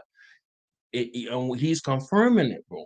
He's saying that there is a group of people in power in every industry that's doing wrong, that's doing evil, that's greedy, that's disgusting, that's degenerate, that's everything above and beyond, dog. And this is what it is. There's in the hip hop industry, movie industry, obviously comedy industry is talking about. Yeah. There is a cabal. I just wonder, Go ahead. like, so to No. piggyback off that, Mm-hmm. I don't know if there's a cabal, but I wonder about something Talk to me. that I actually like, I Yeah. do know about. You know, that the whatever Hollywood machine. Mm-hmm. So recently there were strikes, right? Yes, there Writer was. strikes, actor strikes. Yes, there was. People were like, we're not getting paid enough. And these studios was like, yeah, you will get paid less after this because they're savages. Yep. So there's like at the top of most industries, there's a bunch of sociopaths essentially. Absolutely. Right. Yes. Yes. But what I'm wondering is like these uber capitalists, they're just like they're willing to suck anything and everything out of everyone. Yep. Pause. Pause on the suck. Yeah. I'm talking about maybe money. there might be some sucking. I'm Who talking about knows? money. I'm talking about mostly money. Yeah. They're willing not to pay anyone. Mhm. They're willing not to have any resources on set or whatever the hell, so they can make the most amount on their end, right? Yes. Get bonuses, right? Yes. But I don't know whether there's like this like highly structured thing that we assume there is, like a cabal thing where it's like, you know, Mm. there's you know there's this hierarchy, there's a leader, they gather here, they wear clothes or whatever. I know some people have talked about certain places Yeah. where they Secret gather, societies. right? Yeah, But I don't know Grove. whether it's like in the sense of what he's talking about in Hollywood, that there's this thing that's like so connected and cohesive and, you know, very hierarchical. But I do agree that there is a bunch of like fucking people who are out of their minds Oh on top of most yes. industries, whether it be Hollywood, whether it be music, whether it be whatever, like business. Absolutely. It's a bunch of Absolutely. sociopaths. But what I'm wondering is like, are people who have those sociopathic tendencies willing to click up? Yes. I would say no. You would say no. I would Okay. say no because That's fair. That's fair they're too. more narcissistic than anything. But then I do see how they can be like, all right, I can join with these dudes because it's gonna benefit me in the end. Right. So they can be like Yes. that thing where it's like, all right, this is for my benefit. I just gotta go to this thing, you know, with these people, hang out with them, whatever. It's gonna benefit me. Yes. So I don't know whether the cabal is true to the extent that he speaks of. And like I said, I have no proof. Mm. But then like every other year we're finding out stuff about Epstein's Island. Yes. Wait. Ah, I'm telling you right now, bruh, it could be, it doesn't even have to be some literal rituals you see in the movies where they go to a temple and sacrifice a baby or a goat or what. No, it could just be four guys who run a lot of studios who have a group chat who say, yo, on WhatsApp. yeah, they can have what? It could be as simple. The cabal could be as simple Yeah. as niggas on an Apple group chat or WhatsApp group chat saying, yo, we want Kevin Hart because he was willing to bend down and he's willing to listen to what we want. Let's put him in another movie. Let's put him in that movie. Okay. Cat Williams doesn't want to wear a dress. F off. Let's not hire him for nothing no Get more. Brandon. Let's get Brandon. Yes. I think it personally, that's why, man, I'm a little bit more religious now, a little bit. I'm trying to get back to Christ step by step. Because once you realize that there is a demonic evil energy out there Hmm. that goes in every industry, bro, you realize that's why you need to be on another side. That's why Cat always is kind of talking, he's alluding to or directly saying, y'all on the other side. But when we line up, I'm still gonna do my thing. Okay. So Okay. that's the hope I have in this conversation is that yes, there is a evil cabal demonic side, I believe, but you can always fight it off by having integrity, By being truthful. by being truthful, by being you, by standing up. And guess what? It's actually popular. It's popular. People will rock with you for having integrity. People Speaking will the rock truth, with you yeah, for yeah. speaking the truth. Yeah. That's why this episode has some 26 million views, bro, in 3 days. Yeah. But then Go ahead. to piggyback on that Yeah. again, Cat Williams knows his audience. His audience is mostly black. Yeah, His audience is bars. mostly black, Yeah, right? yeah, bars. They're most likely religious. Yeah, They grew yeah. up in the church in some, you know, to some extent. You might not be actively in the church, but you probably, when you were younger, your parents took you. You have some foundation in the church, for sure, right? for sure. And like something that I noticed in the interview, there was a lot of like light, dark, yeah, right? Oh God, yes. devil, like Oh there were yes. these contrasts in it, which were very interesting to me because I'm very interested in like the like religious stuff, and I was also grew up in the church. But he knows his audience, so he knows that black people, a lot of them are religious, and a lot of them suspect all these things about Hollywood, Yes. right?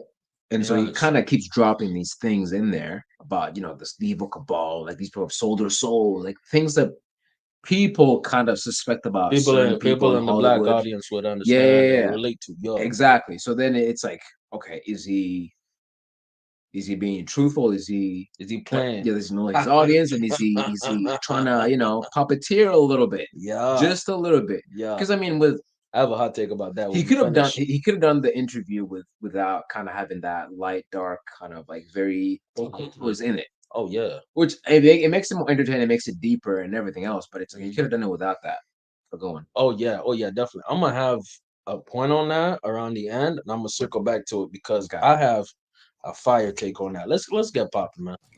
Because Shannon Sharp got to be a different person than that other person. Absolutely. And he always was. That doesn't change when I change teams. That remains the same. That's how a legacy is built. So all of these shortcut takers, they canceled me for talking about Harvey Weinstein before the thing came out, but he offered to suck my penis in front of all my people at my agency. What am I supposed to do? He did all of that. I'm thinking I'm the only black person on the script. I get there, it's 3 other black guys on there. Woo. Huh. So you wonder what they did to get that? I told him no. What y'all do? And this is why when I walk in a room, heads go down. Behind my back, I'm nothing. I'm just a regular old comedian that's bitter and jealous. But in my face, no, no, no.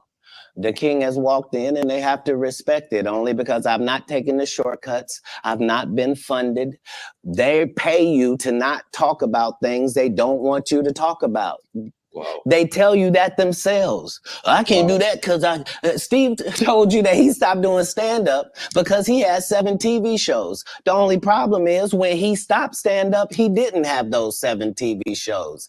He stopped stand-up because he got in a comedy battle called the Championship of Stand-Up Comedy with one Katt Williams in Detroit in front of 10,000 people and lost because Katt Williams said he was actually bald and that was a wig. And I went in, and that's why he couldn't do stand-up anymore.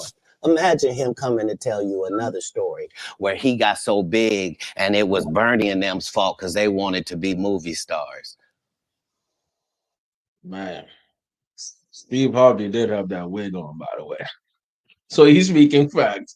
And there was clips on Twitter circulating of Katt roasting the hell out of Steve Harvey. So that Detroit thing he just said, True.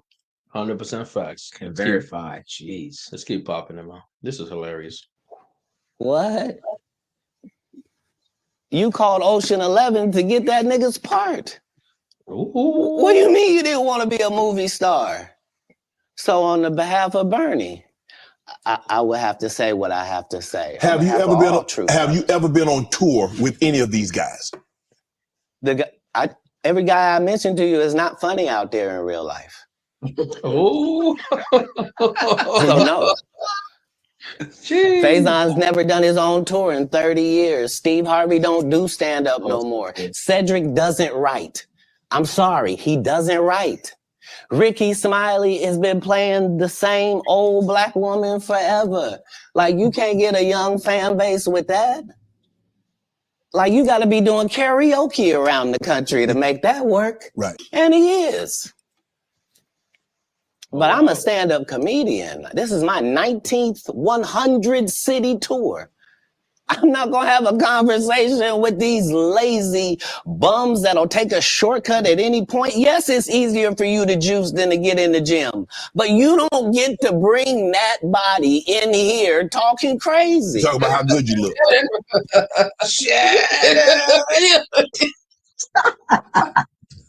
You see what I'm saying? He was sneak dissing. He was sneak dissing. He was sneak dissing the whole time, cuz. He was sneak dissing, bruh. Yeah. What? No, there's too many comics out there that are putting their life on the line to tell these jokes, man. Okay. Let's get to your upbringing. We're going to circle back and we'll get some. I want to protect him real quick because you had said for the Kings of Comedy, it was in 2018, 2019, but did you mean 1999? Because it came out in 2000, so I just want to make sure. No, I didn't. No. So what I meant to say was, remember, he said I couldn't do stand-up anymore. I had 7 TV shows. I said he didn't have any of those TV shows at the time. I know you talking about Cedric. Joke stealing from Cedric. Cedric. Okay, you had said that 2018, 2019, but it came out in 2000, so I just want to make sure. Okay, no. What comes out in 2000? The original Kings of Comedy. Right. I'm on BET's Comic View, and they're using this as the commercial in 1998. Okay. That's why I'm saying, yeah. So if I said the dates wrong, So let's go back and clear that up. Okay. You said, I had Cedric on here, and I asked him about the joke stealing, and he said the timeline doesn't add up. Correct. To that point, you say. Right. So he thought that I was just a no-name comedian and that he could take this joke and nobody would know. Right. The issue was that I had already done this particular joke on BET's Comic View twice. Right. It had done so well on BET's Comic View that they had made it part of the commercial. So part of the commercial of make sure you tune in to BET was you seeing me doing this joke. Right. And this joke is one of those jokes in comedy where you set it up and it takes a little longer to set it up, takes about 3 minutes, but then you're just hitting them with jokes after that because you don't have to set it up. Right. Mark Curry had already helped me work on this joke because I thought it was good because I was getting a standing ovation on it. He had me go back in the lab and help me craft it to be an even more powerful joke. So this is not just a random joke. This is my very best joke, and it's my last joke, and it's my closing joke. Okay. 1998, I'm doing this joke. It's on Comic View. Cedric comes to the Comedy Store. He watches me in the audience. He comes backstage. He tells me what a great job I did and how much he loves the joke. 2 years later, he's doing that as his last joke on the Kings of Comedy. And he's doing it verbatim. He's just changed my car into a spaceship. Wow. There's receipts for that. There are receipts for that. It's been shown. It's been proven. Yeah. And that's disgusting. Let's just keep it real. Stealing, here's the thing, right? Stealing something, especially an artistic art form that's plagiarism. That's wrong, bro, because that's how they make money, bro. That's how they make money, right? And it's such a competitive industry. I saw this video, right, by Cedric the Entertainer that I wanted to share with people, right? Where Cedric the Entertainer basically talked about, comedians and stealing. And it's not only common, bro, but it's borderline like not just criminal, as I say, but like it happens all the time. What are your thoughts, man? It's rampant. I mean, he's. I mean, nah, I'm not gonna say he's not being truthful. Yeah, because it's like anything that's competitive, any industry that's competitive, any sort of work stream, whatever you want to, anything that is that competitive, there's gonna be people just stealing or not just but taking shortcuts too. Yes, shortcuts and stealing. The president of Harvard and what she did. Plagiarism. It's like academia. In every single thing, there's proof of cheating, whether it be like cheating on the work itself or like taking PEDs. Yeah, right. People just hopped up on Adderall to like stay up for I don't know days on end. That's a lot of streamers, by the way. While we streaming, ain't no Adderall taken to finish their work. Yeah. And like it's just like everyone is doing something to try to get an edge. Yeah. But I think it's like at the bottom line, it's the issue is with the culture that we've created. It's a lot of people will talk about the culture as if it's something that's just there. The culture is something that we create. We are the culture. We can decide to change things if we want to, right? But we create a culture to where, sleep when you die, right? Get up at 3 a.m. in the morning, like I said earlier. Fucking take a picture of your watch and put it on Instagram. Jocko Willink and getting shots from Bovice. That stuff, right? So that if you push that, you get people who are stealing jokes, Yeah. people who are writing dissertations, just like copy and pasting whole chunks, right? People who are doing work and they're just, just pills, just throwing these pills in. I don't know, so Stay they can up stay and up do a on stream, days yo. end to finish the work. Stay Like, high energy. we've created this. At the end of the day, it's up to us to change it if we want to. If we do want But to. I don't think people want to. So, But guess how you start with that change? You say the truth, like Katt just did. That made people start investigating, and then they found the clip. But I want to show y'all this clip of Bernie talking about these things. Let's go. You don't do your material around a lot of comedians. That's like stealing in front of the police. You know? They mean well, but they sit on the side. Oh, that's funny. Next thing you know, you see it on HBO or something. You be sitting home. That shit mine. You know. Ain't nobody gonna believe first come first serve. You know. So when you do new stuff, you never. I'm telling you, for you comics coming up, never bring your stuff out in front of a house full of comedians. You will never work a lot. Especially established comedians like myself, you'll never work a lot. Make sure you keep that. Yeah. But I want that question to be asked on the couch. They be stealing your shit for real? Yeah.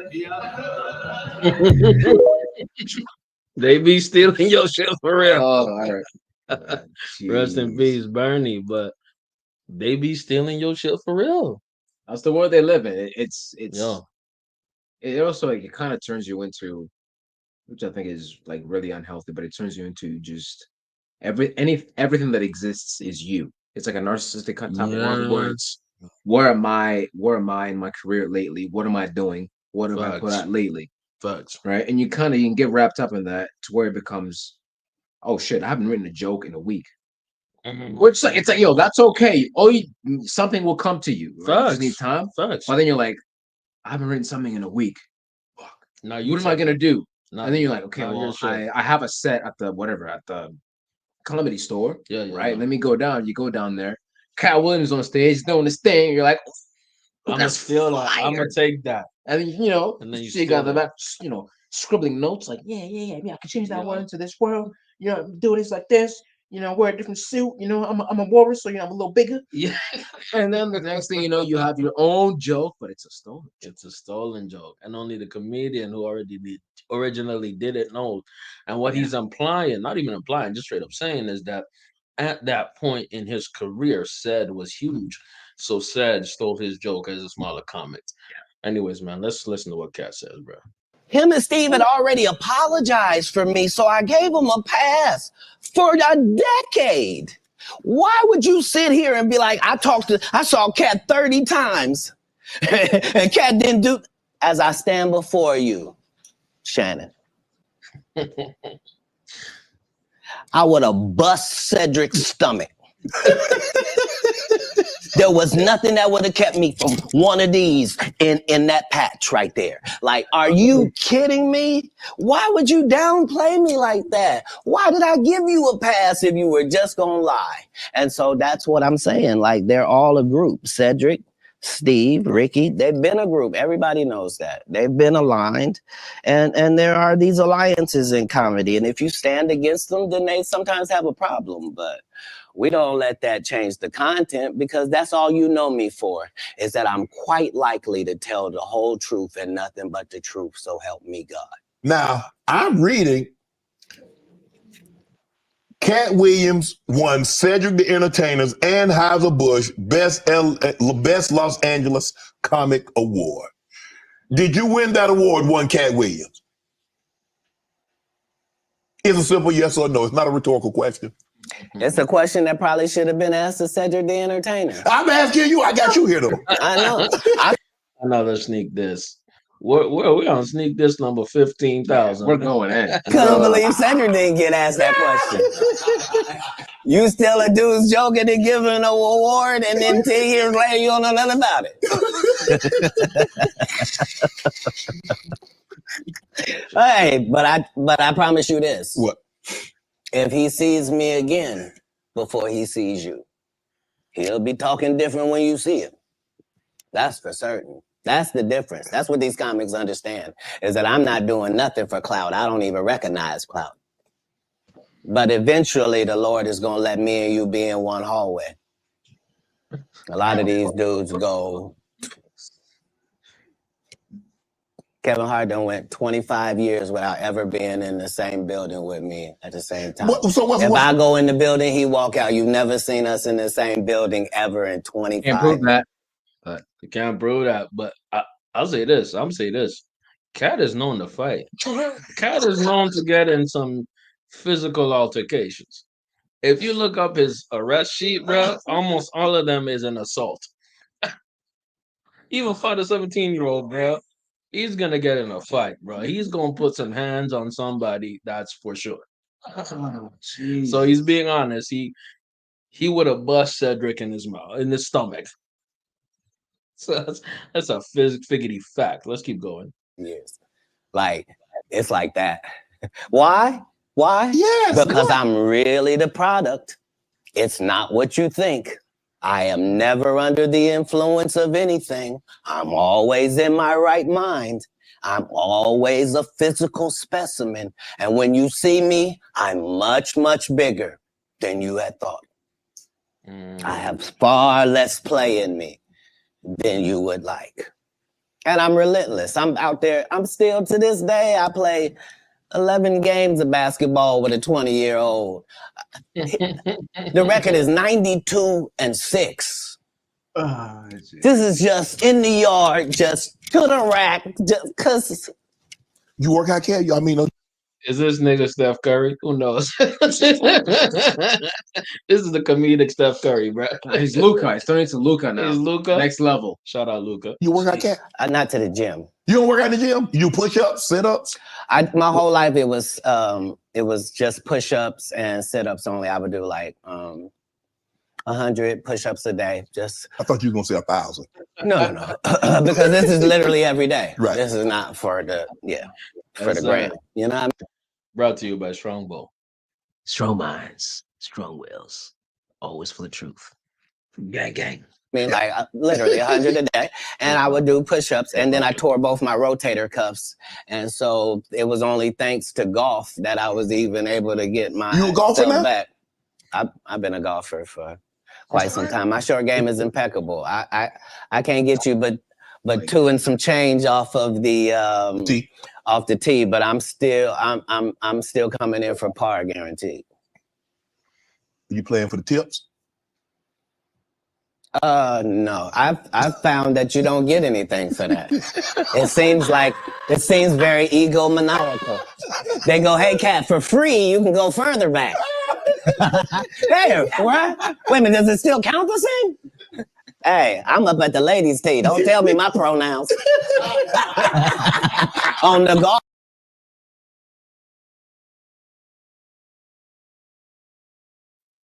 Big bars. Shouts out LGBT. If you're listening, slap a like. Shout out to our LGBT brethren and sisters, or whatever you want to call yourself. Let's go. They'bren. Darren. They'bren. I'm gonna go with Bovice on that. Let's go. Of course, I'm she, her, him, them, and they. Whoever the front tee. I know we're joking. We're having a great conversation, but you did win the award. How did the award help your career? It had to help something, Katt. Nope. God, come on, Katt. I didn't remember it happened to you. Just said it. How can Cedric give you an award that was worth something? Everything Cedric and Ricky Smiley ever been in got canceled for not being funny. Oh. Ricky sat here and told you that they cut him out of every movie he did. They always had a reason. Like,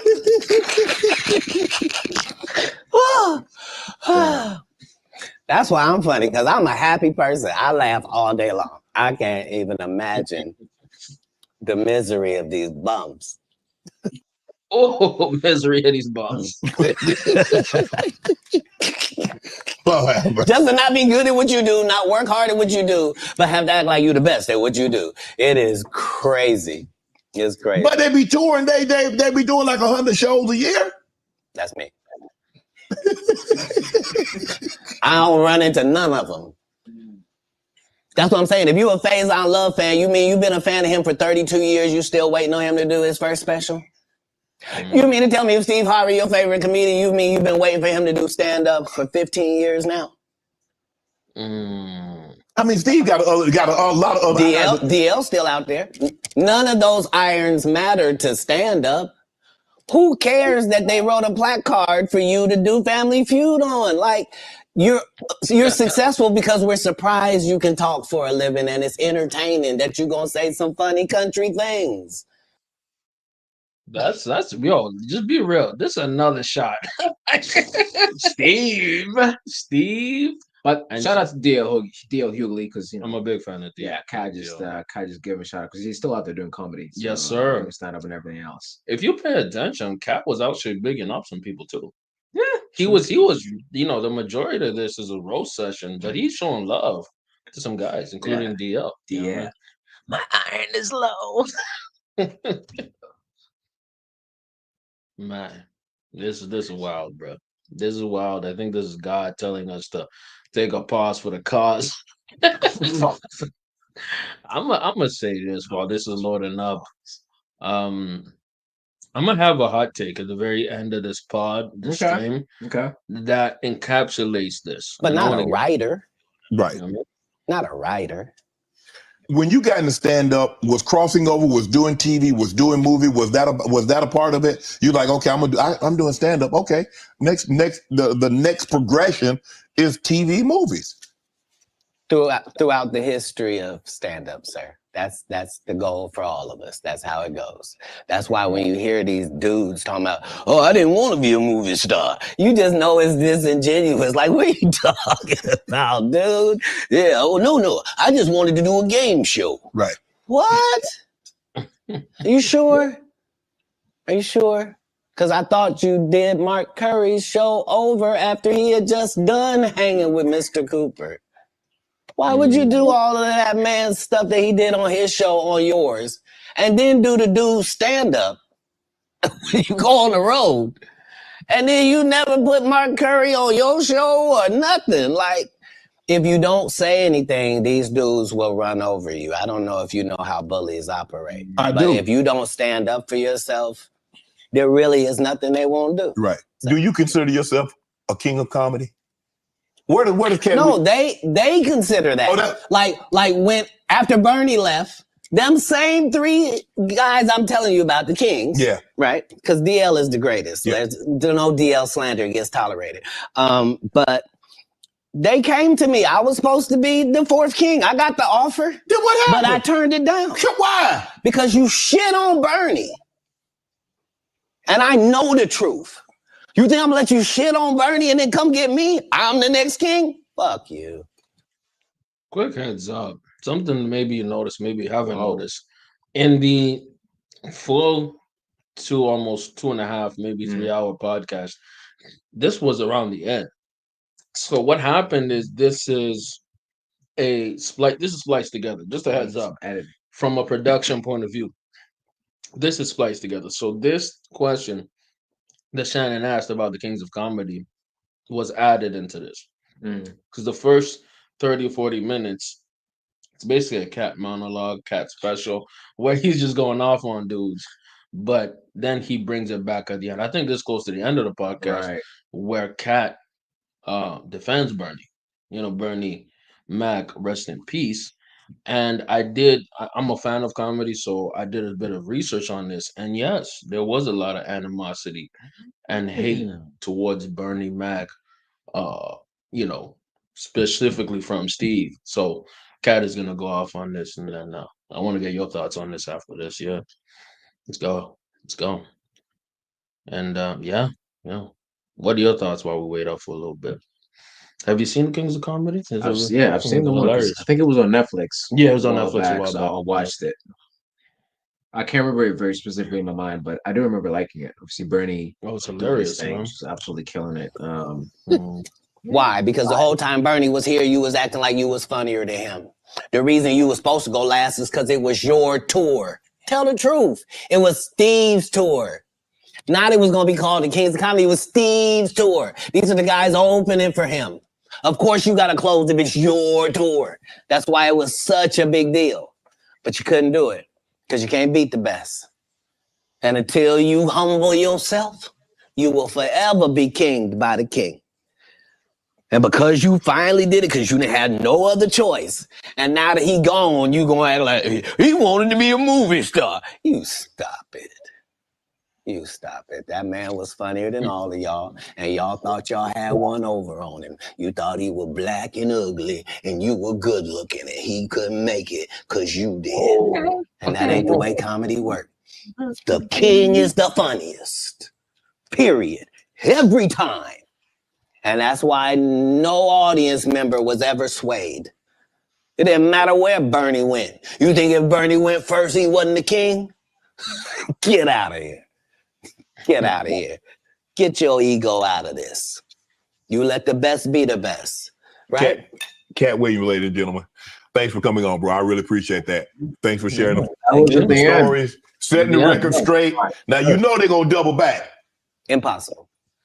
Impossible. Only because if once you play this back, you'll realize I didn't say anything that made me look in a good light. I wasn't tearing down others to boost myself up. But I do have to acknowledge things that did not take place. Like, we're very ingenuous if we say this is not a game and we don't play it and people ain't in positions and people don't have their favorites and they group and they click. Right. Well, that happens in all businesses. Right. No. Say what side you on. Say why you don't like the other side. And then get to the game. But in the game, I'm wiping the field with them to the point where they don't even compete anymore. So how you gonna let a dude that been on the bench for 15 years, I would have beat Jordan's ass. Shut up. Jordan is still alive. We'll call Jordan right now. You can't beat him now. Not then. You can't beat him now. Right. Katt Williams. Yes, sir. Wow. But he did say, I didn't say anything to make myself seem better than anybody. In the full interview, he said he when he was a kid, he read 3,000 books a year. Yes. I was like, no. Cap. No. Cap. Ridiculous that is. Now look. I did the math. I took 3,000 books. I was like, 3,000 books divided by 56. 56 weeks in a year. Mm-hmm. Came to, I can't remember what the number was. But then 3,000 books divided by 365 was 8. So he'd have books to do a day. 8 books a day. So we did 3,000 divided by, it's 56 weeks in a year? 56 weeks in a year, my mistake. He would have to read 53 books in a week. In a week? How long are these books? Like 3 pages? Now look, if he was saying he was doing 2 books a week, that's very impressive. Unbelievable. That's he very could have even done 3. I don't know what his life was like. Some people like reading more than others. It is. If he did 3 books a week for a year, he's reading 168 books.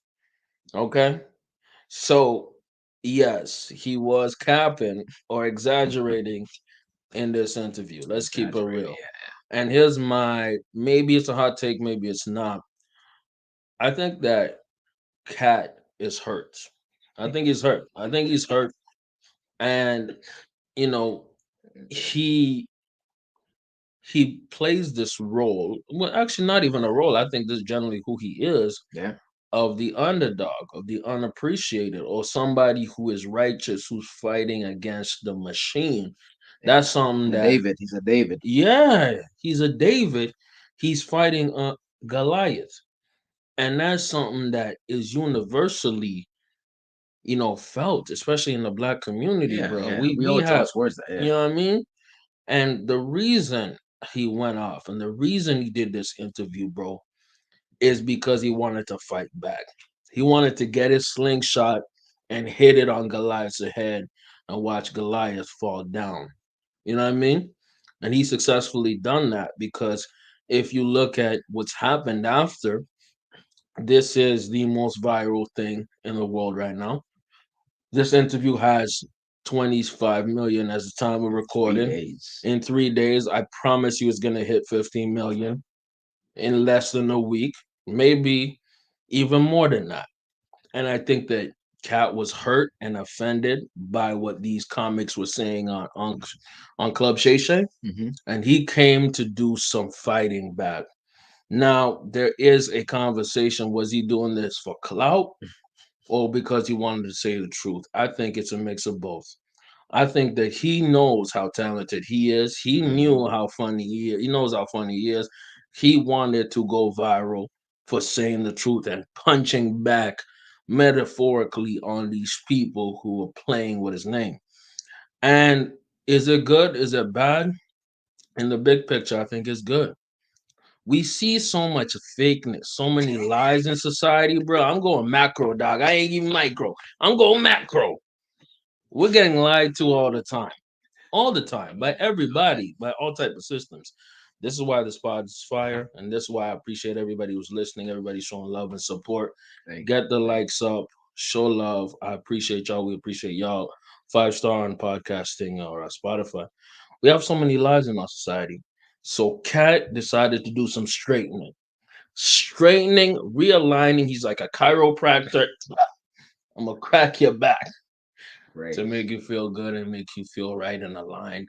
So in my eyes, this was a clout chase, but I think it was a righteous clout chase. I think also Katt is hurt. Katt has a lot of darkness. Katt obviously does not have a lot of accountability. This nigga, he's apparently the king of kings. Okay, okay, allegedly.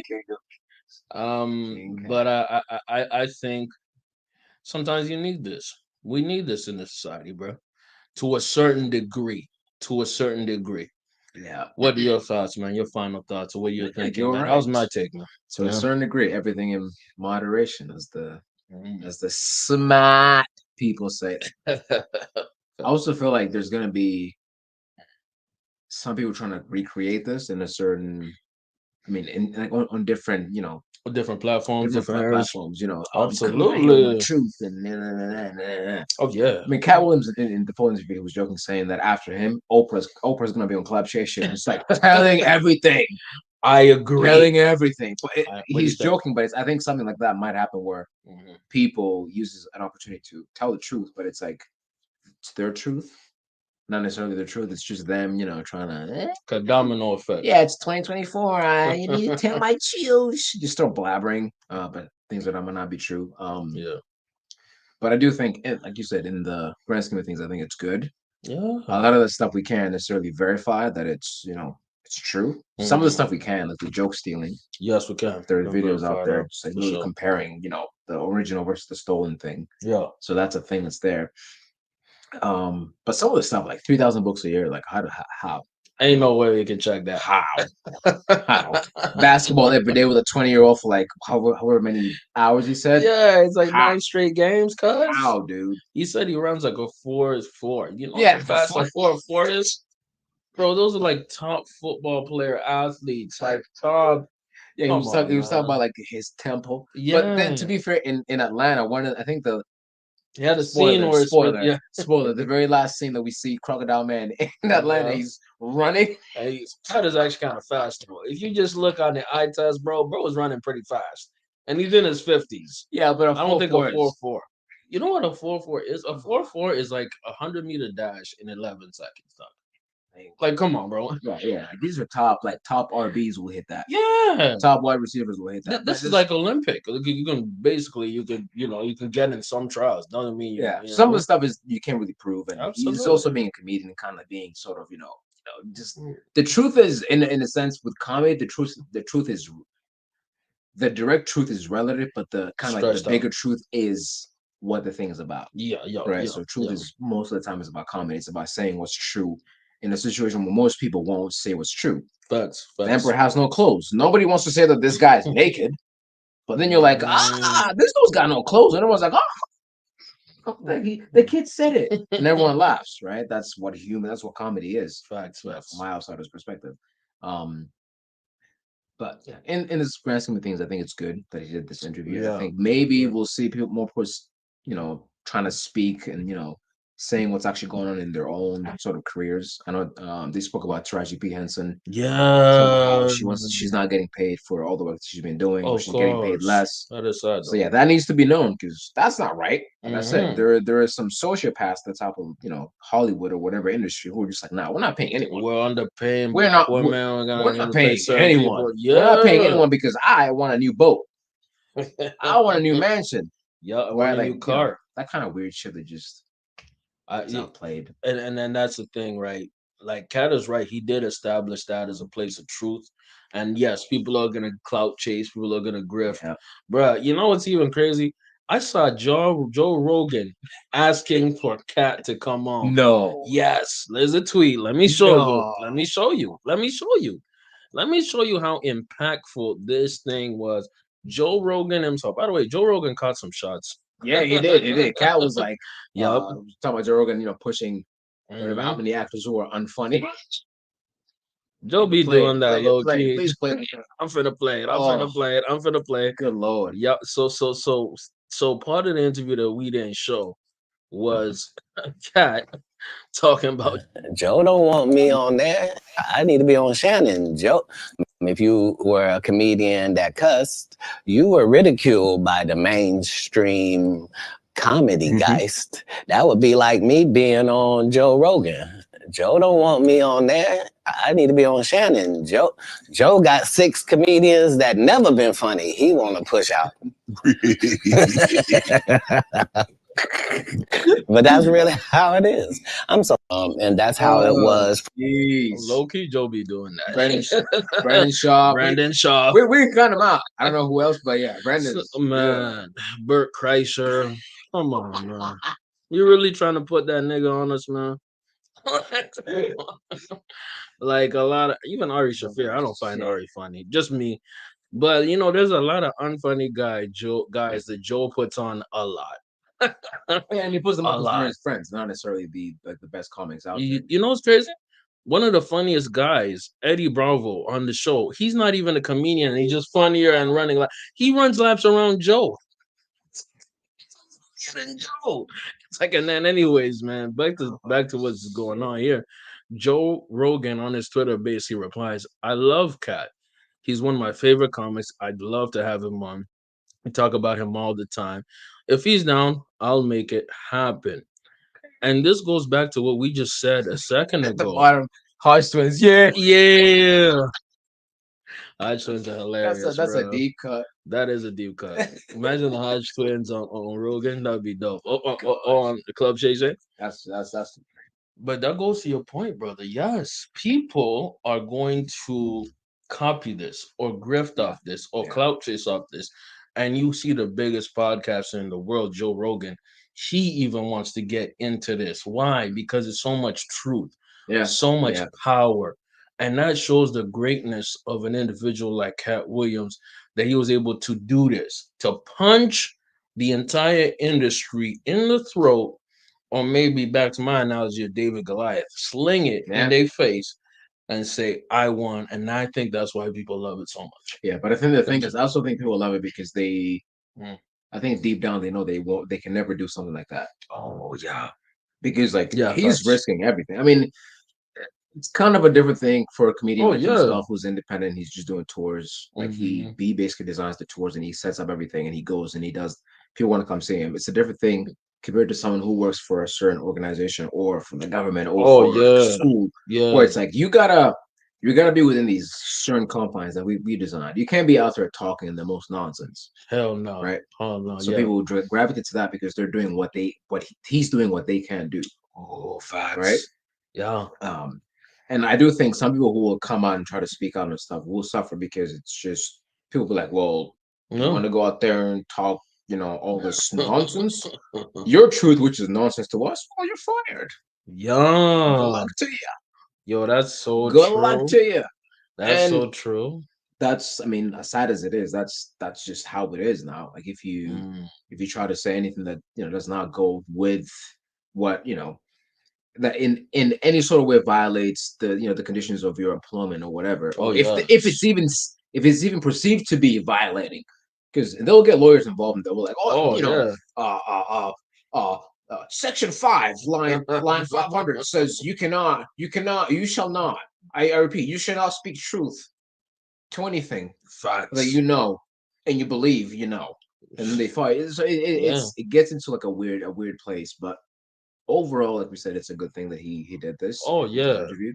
Because people have always suspected weird things going in Hollywood and like Black Hollywood and whatever. So it's kind of good to have something to kind of hold on to. Like, okay, this is a definite point of evidence, right? Evidence in air quotes, being Katt Williams speaking on this stuff.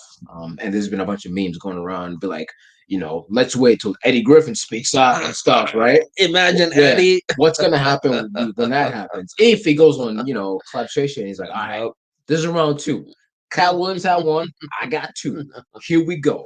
And then he just like runs everybody down. Yes.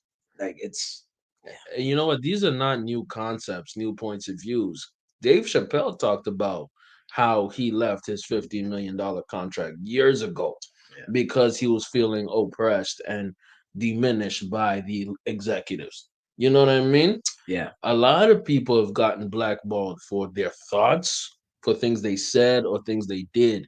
Now, I'll say this, Katt got to take some accountability too because he done got arrested thousands of times. You know what I mean? He's probably, because I believe is an outspoken guy. He's probably pissed off some people too, made some enemies. So you have to take some accountability as well for who you are. And I don't see a lot of that, but at the same time, bro, for who he is, for what he represents, I think this is gonna skyrocket his ticket sales. Let's start with that. I want to go see a Katt show. You know what I mean? This is gonna skyrocket not only his bank count, but just his overall presence in the world. I think that you have to be careful because you can also be a target at this point. Now, I'm not saying some Hillary Clinton, Bill Clinton ish. I ain't gonna go too deep into it, but if you know, you know. That's all I'm gonna say. But I'm gonna say that this will also bring a target, so there has a cost and benefits to it. What do you think about that, man? As we close this out, bro. By the way, I appreciate y'all for staying 2 hours with us, staying strong. You think benefits more? Go ahead. Benefits. Expand on that. I think there will be some backlash, but it's also like he's kind of outside. Yes, he does his own shows that like you said, he kind of like decides which cities he wants to hit, which venues, and they kind of they work out themselves. So it's kind of outside the I don't know, the matrix, as Andrew Tate would say. Yeah. Andrew Tate is outside the matrix, but he's like in a sense, he's kind of like they can't fire him. He can't be fired. You will not be on 100 City Tour this year, Katt Williams. Like that's not gonna happen because it's like he organizes himself, he funds it, he does the thing, and he makes money off it. Absolutely, you were right. He's gonna get more people coming to the shows, probably. 100%. So they hear that, they see the interview, they hear about the interview. But then I'm just wondering what's gonna happen on the other side.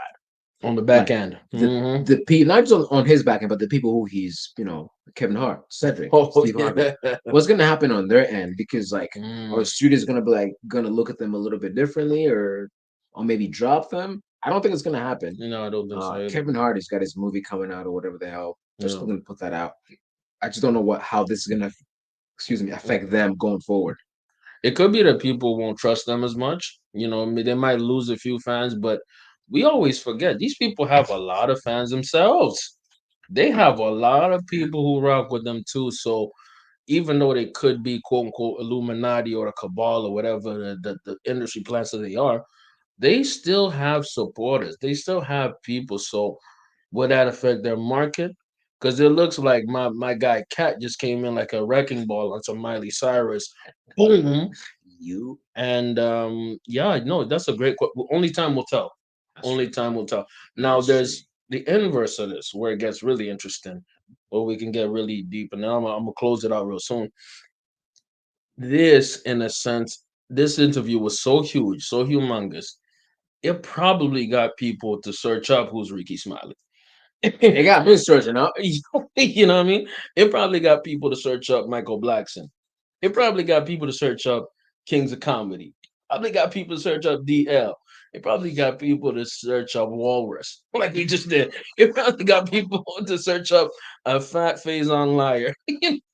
so you know what I mean? Like it could be like that old thing where it's all publicity is good publicity. True. So maybe these individuals, Tiffany Haddish, whatever, maybe they got more people to look them up. Like I don't give a f about Gary Owens. I searched up Gary Owens a few days ago.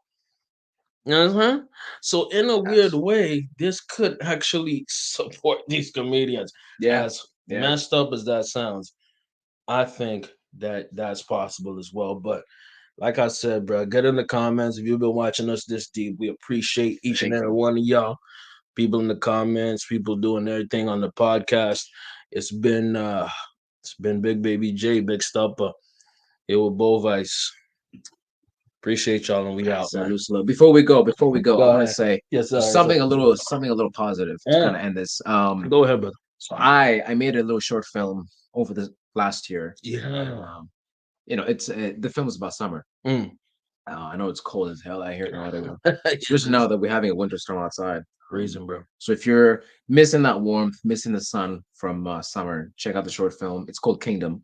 I'll get cousin to put it in his. It's gonna be in there. It's gonna be there. In the bio there. But yeah, check it out.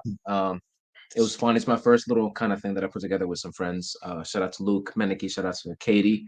Yeah, I think it's it was fire, man. Don't be humble. It was dope. Oh, thank you. It's gonna be in the bio. It's gonna be in the comments. So yeah, check it out. Get a little bit of sun, just to kind of remind you that the summer is it will come. It will come. We just got to get through a few months. And the summer will be here. The sun will be here. We'll be able to enjoy it. Be outside and the rest of it. So, and since y'all support me, y'all better run it up. I better see numbers, nigga, numbers. You know what I mean? It's a great short movie, short film. We appreciate y'all for spending time with us. And podcast audience, same thing. I'm going to put it in the bio as well. Appreciate y'all. It's been a big broadcast, episode 68. And we out, bro. Be truthful. Out. Yes, sir.